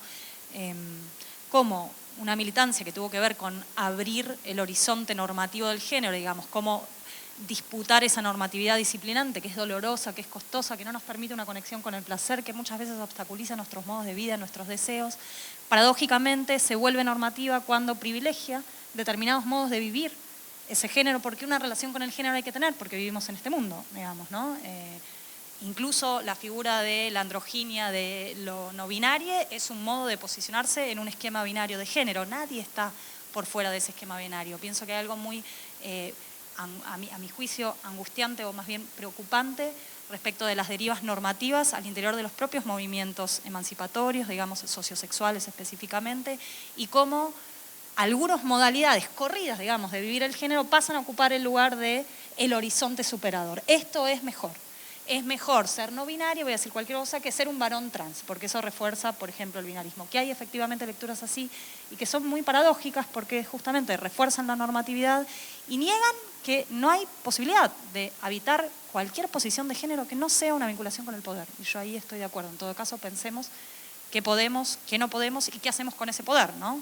Porque ese poder a veces es habilitante, pero a veces ese poder que tenemos, por ejemplo, no sé, por construcciones raciales, pienso por ejemplo en todos mis privilegios raciales o en mi privilegio de portar un cuerpo delgado, que lo tengo que poder reconocer, que no basta simplemente con que lo niegue o diga que yo estoy en contra de la gordofobia y el racismo, digamos. Bueno, ¿qué hacemos con esa potencia? ¿Qué hacemos con los lugares donde nuestro cuerpo no está marcado?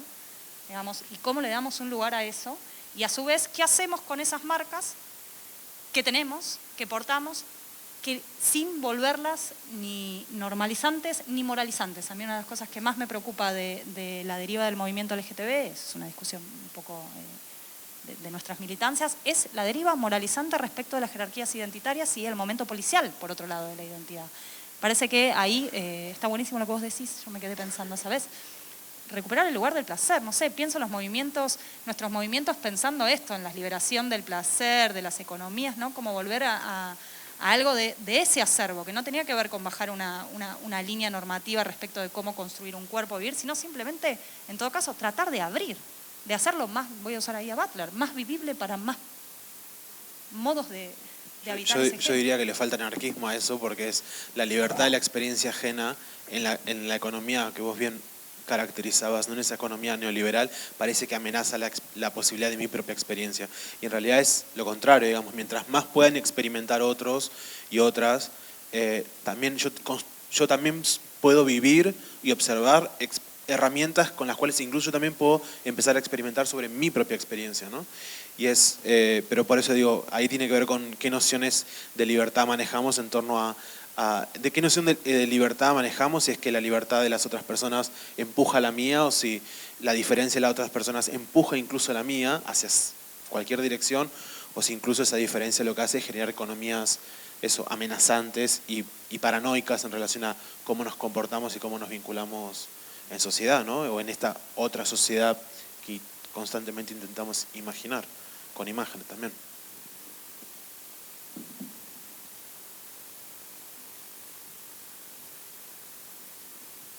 Gracias, hola. Primero agradecerles mucho, la verdad es que celebro poder estar compartiendo acá con ustedes, me parece súper interesante todo lo que se está conversando acá. Me parece que no sé si hay una respuesta cerrada, estamos como en la construcción, en la búsqueda de esas respuestas y por eso las preguntas son interesantes. Sí me parece que quizás una de las formas o una grieta más o un pliegue más podría ser esto de la construcción de los lazos, ¿no? Esto de tejer redes. Yo no sé si las experiencias de los otros me generan esto como vos decías, de esta resistencia, ¿no? O esta oposición, sino también la libertad de saber que otros han podido, entonces me invitan a decirme que también se puede. En esto de qué es lo del deber ser, construimos, sí es verdad, un nuevo deber ser, pero también nuevas posibilidades. Y esto me parece súper interesante entroncarlo con una muestra que todavía sigue vigente, creo que todavía está, que es para todo de plan de lucha, y también todo lo controversial que ha sido esa muestra, y que ha sido posible gracias también a tejer a nivel nacional un montón de artistas, tejer un montón de redes y poder confluir, ¿no? Y traer acá, y también, bueno, mostrar en la capital. Sería genial que esa muestra pudiera ser itinerante y ver qué pasara con esa muestra en las distintas provincias, donde en nuestro país las provincias del interior siguen siendo muy conservadoras. Pero me parece que esa muestra, hablando acá de productores de imágenes, productores de cultura y productores de arte, cómo nosotros, no solamente con nuestros cuerpos, sino con las producciones artísticas y con las imágenes, construimos esto, que es un nuevo ser. No sabemos bien qué es porque estamos transitándolo. Bueno, ¿cómo hacemos? Poder animarnos a hacer performance, sí, pero también poder animarnos a hacer collage, poder animarnos a trabajar con materias, con otras materias, con otras posibilidades. Me parece que eso es enriquecedor. ¿Qué será? Es lo que podamos transitar y creo que será mucho más interesante en la medida en la que podamos transitar con las experiencias de lesotres, ¿no? Que nos enriquecen y que nos plantean nuevas preguntas, porque cada uno... Claro que los que estamos acá estamos en un lugar de privilegio, no estamos discutiendo esto en González Catán, no estamos discutiendo esto en Jujuy, no estamos discutiendo esto en una comunidad mapuche. Pero bueno, igualmente es interesante, no digo que no lo discutamos, me parece que está bueno poder seguir tejiendo redes y en todo caso preguntarnos, bueno, ¿qué hacemos? ¿Desde dónde podemos seguir construyendo arte y un arte que llegue para muchas más personas? De hecho, la muestra para Todo es Todo tuvieron que sacarle la Virgen con el pañuelo verde, está censurada y hay que verla en un cuartito aparte. El sistema nos irrumpe, ¿no? Y nos sigue normalizando. Bueno, creo que es en colectividad que vamos a poder, en este contexto, seguir peleando contra ese sistema. Gracias.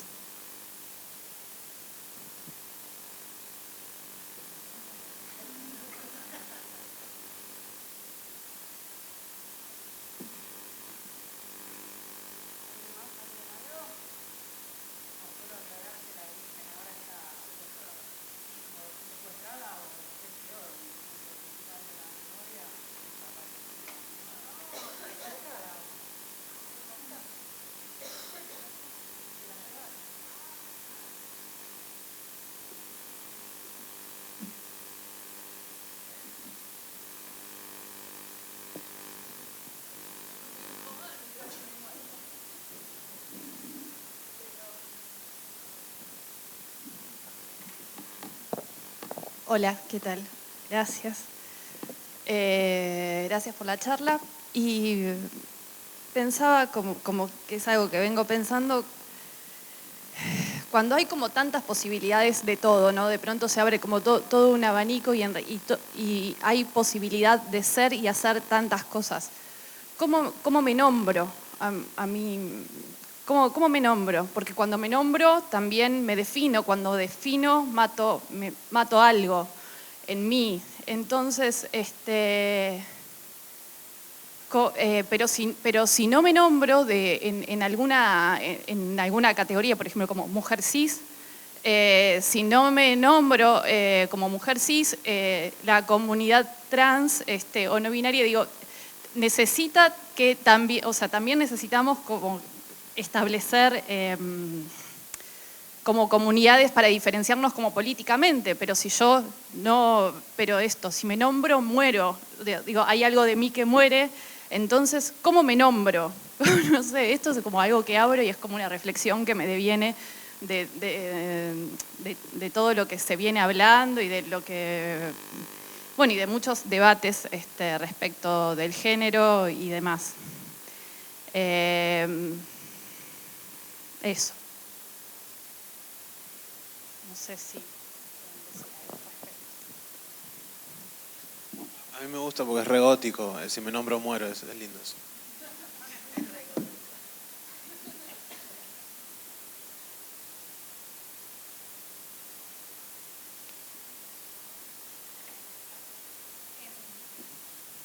Está buena la pregunta, desde ya que no tengo una respuesta ni una solución. Me parece que está buena la inquietud que vos traes, que tiene que ver respecto a algo de lo que podríamos pensar respecto a las políticas del nombre propio, digamos, ¿no? Cómo nos nombramos, las políticas de la narración. Hay algo que es muy importante en los procesos de narración, lo sabemos muy bien. Pienso, por ejemplo, actualmente en la posibilidad de narrar muchas de las violencias que en otro momento estaban silenciadas, ¿no? Uno dice, bueno, hay una apertura allí, digamos, hay una apertura en el poder nombrarse, en el poder decir algo de lo que uno siente. También una apertura en poder nombrar, que era un poco lo que había salido acá en la conversación con Nico, esos lugares que también nos quedan incómodos, ¿no? Es mucho más fácil reivindicarse en lugares de abyección, digamos, por ejemplo, en lugares de disputa, que reconocer los lugares del privilegio. Y a veces es importante que en el modo de nombrar no solo aparezca eso que nos gusta y que reivindicamos y que lo hacemos bandera, sino quizás ese lugar que nos queda incómodo, que nos queda complejo. Me parece que lo único que tendría para decir, que tiene que ver con mis propias reflexiones respecto de las políticas identitarias y en términos generales las políticas narrativas, es que son muy circunstanciales, ¿sí? Y que está bueno lo que vos decís de que siempre algo muere cuando uno dice, pero también algo se puede decir, hay algo muy vital en nombrar y decir. Vale Flores, que es una activista lesbiana, neuquina pero migrante, ahora creo que está en La Plata, dice que la identidad es un labris, ¿sí? Es decir, algo que tiene un doble filo. ¿Sí? Ese doble filo, para mí hay que bancarse el doble filo, corta, ¿sí? Y marca un sendero a la vez, digamos. Eso es nombrar, eso es articular. Yo soy filósofa, imagínate que no estoy dispuesta a resignar a la palabra, a la narración.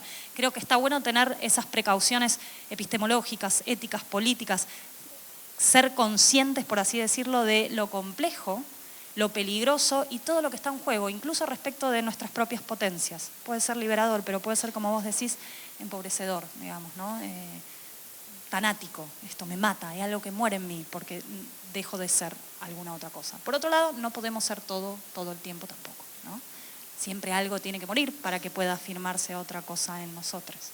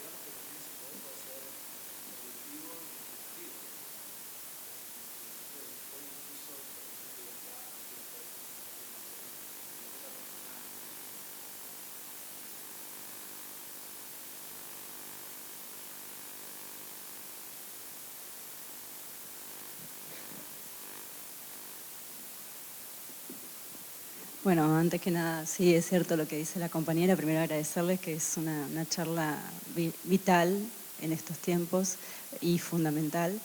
Lo que decía la compañera, tomando la posta, ¿no?, de esto, bueno, las dos compañeras últimas que hablaban de cómo de los privilegios y cómo me pronuncio, cómo me defino, si es que hay que definirse, que es una cuestión que debe ser problematizada. Se debe problematizar el definirse, creo. Se me vino a la cabeza Paul Beatriz Preciado, que es una filósofa que transitó en su propio cuerpo. Usa pronombres masculinos. Usa ¿Cómo? pronombres masculinos, no usa pronombres femeninos. Es Sí. Paul Preciado.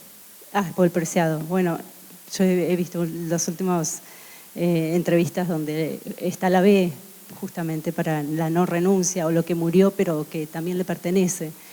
Y hablaba de ficciones políticas, ¿no? Esta cuestión que también se está hablando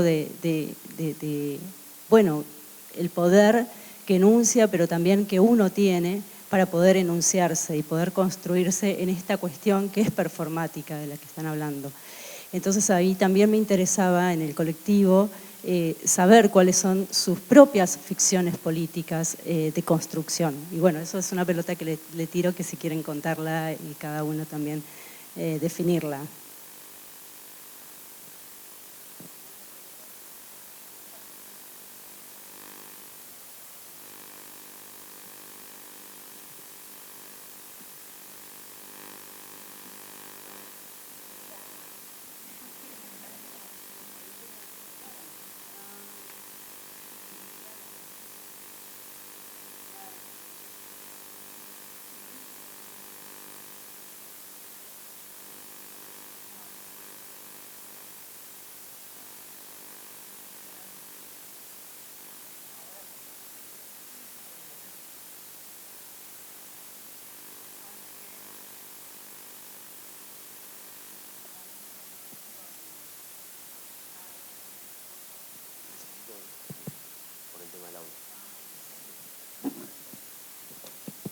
Hola.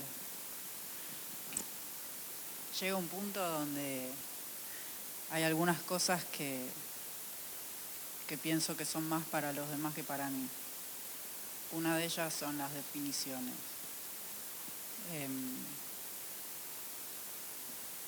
Últimamente me interesa vivir, más que definirme. Y cada vez que me preguntan, pienso, ¿para quién me estoy definiendo? ¿Para quién estoy contestando? ¿Para mí o para quien me pregunta?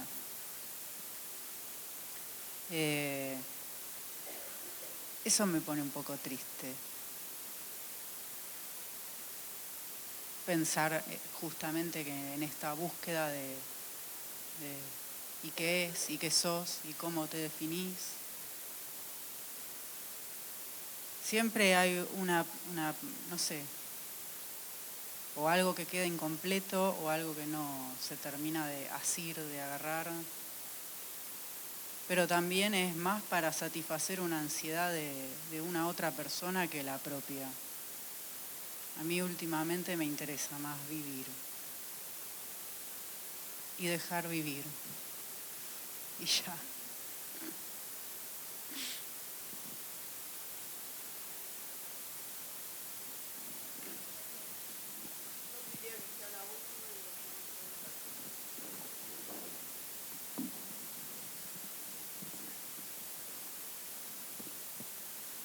Bueno, gracias por todas sus expresiones, sobre todo ella me conmovió mucho todo lo que relató.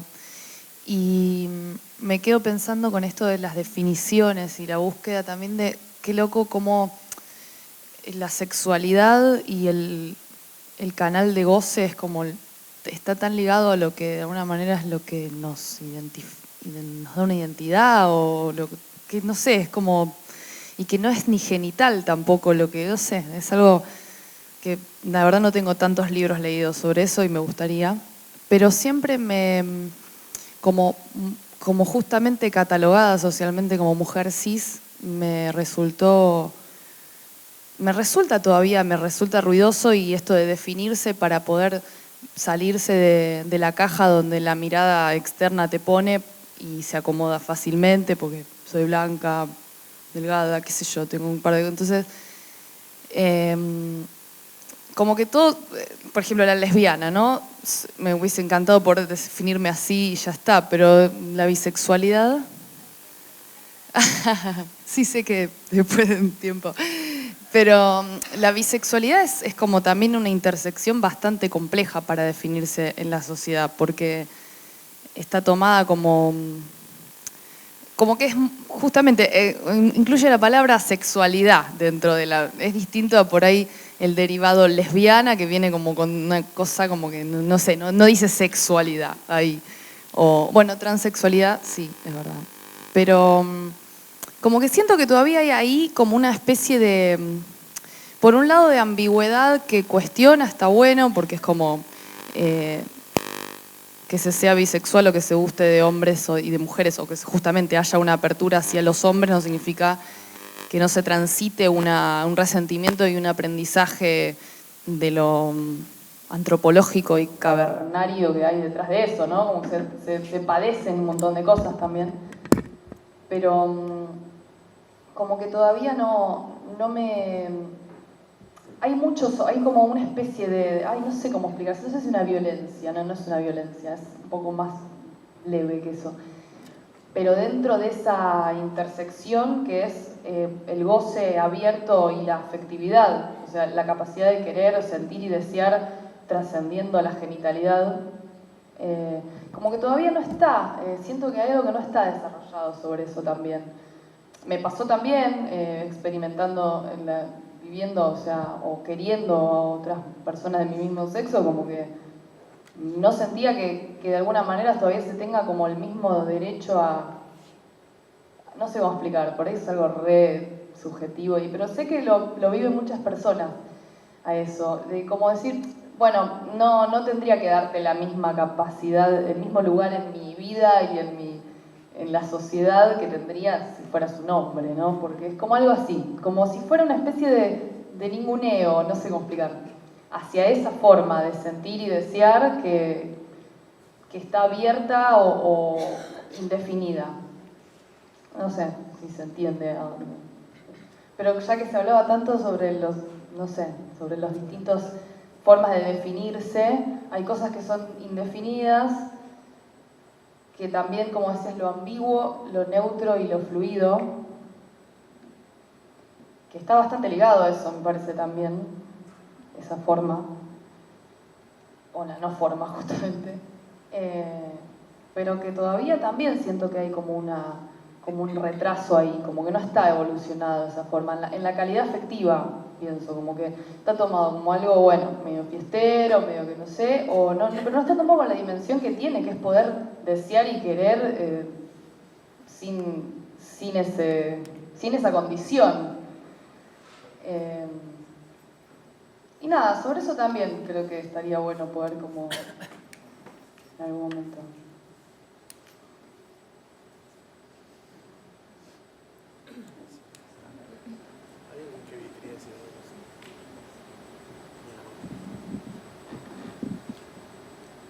¿Hay una pregunta?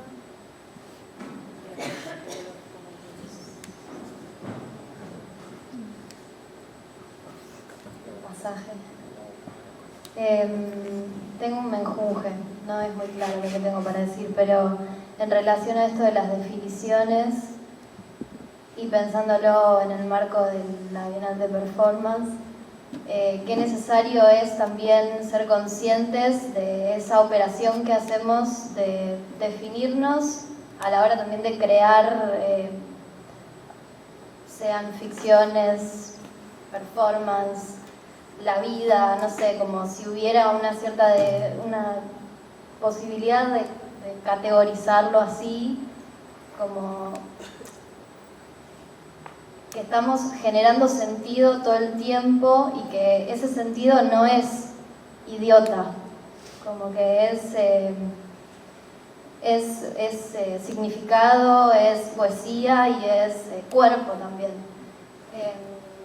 Y siempre en relación a un neotre, digamos, a un otro, una otra, un neotre. nunca hacemos nada solas o soles.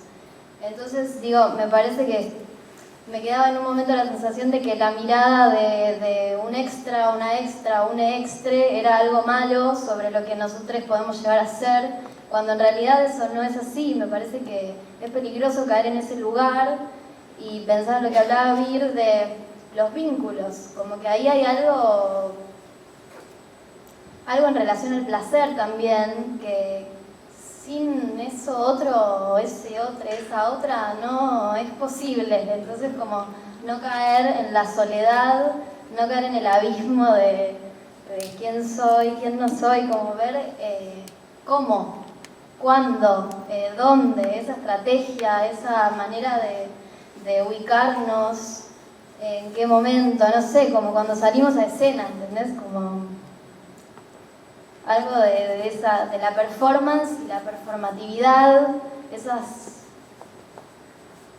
dos palabrotas, y eso, no tener miedo de nombrarnos y hacerlo con convicción, en ese momento, en ese lugar. Y besis. Pero siempre lo hacemos con la mirada, como esto que hablabas vos del mostrarse, como aquello que hay que, bueno, no sé, ya estoy desvariando, pero me quedo pensando un montón. Gracias. Gracias a vos.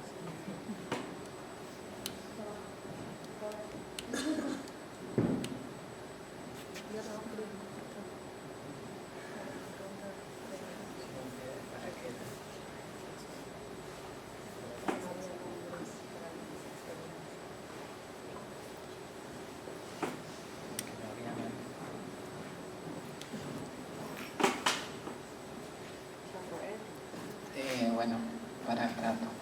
No había. Pero era una pregunta en realidad. No, hice una reflexión y vos dijiste quiero contestar. Ahora me acordé. Sí, allá arriba. Eso lo venimos hablando con Marlene. No sé si la conocen a Marlene, es una activista trans hermosa.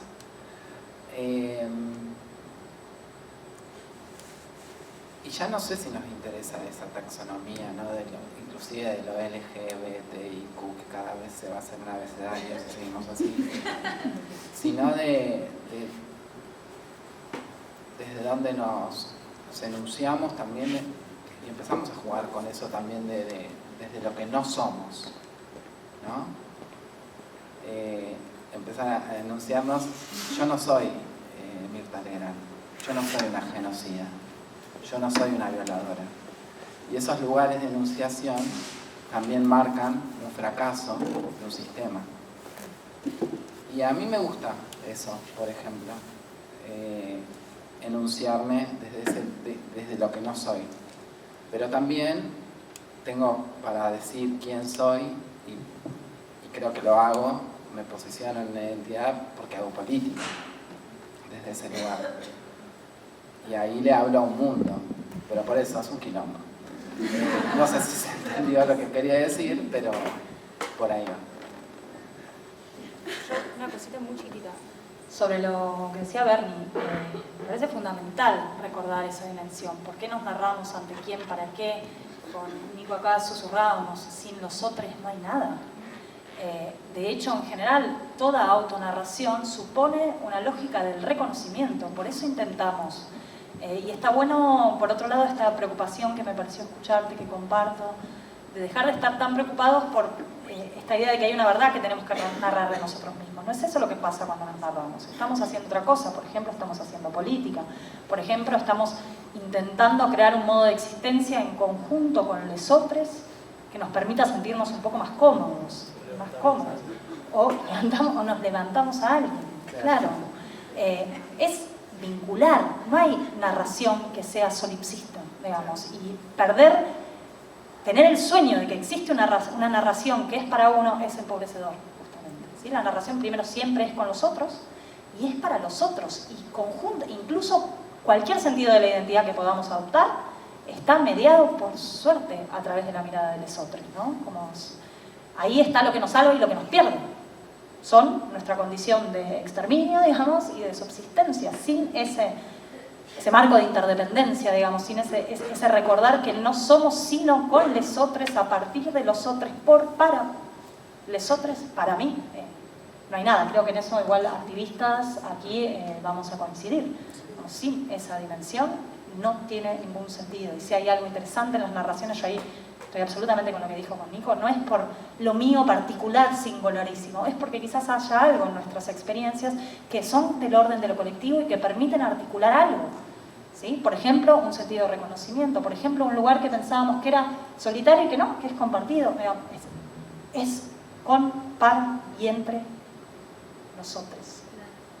Perdón, pero una directora siempre antes de salir a escena nos dice: no se muestren, déjense ver, que para mí es fabuloso, como que digo,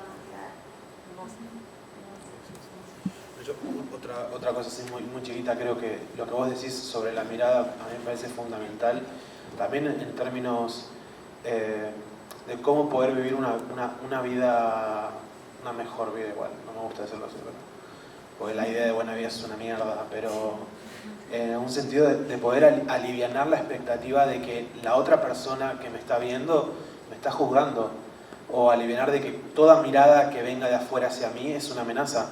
Eso es un sistema, eso se llama securitismo.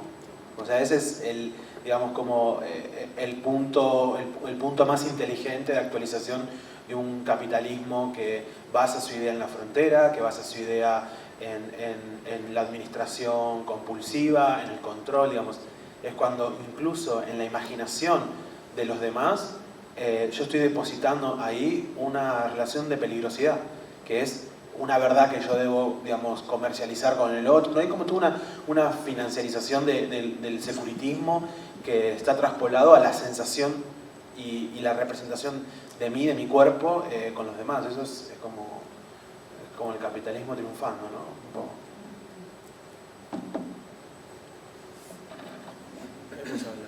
Bueno, muchísimas gracias a todos.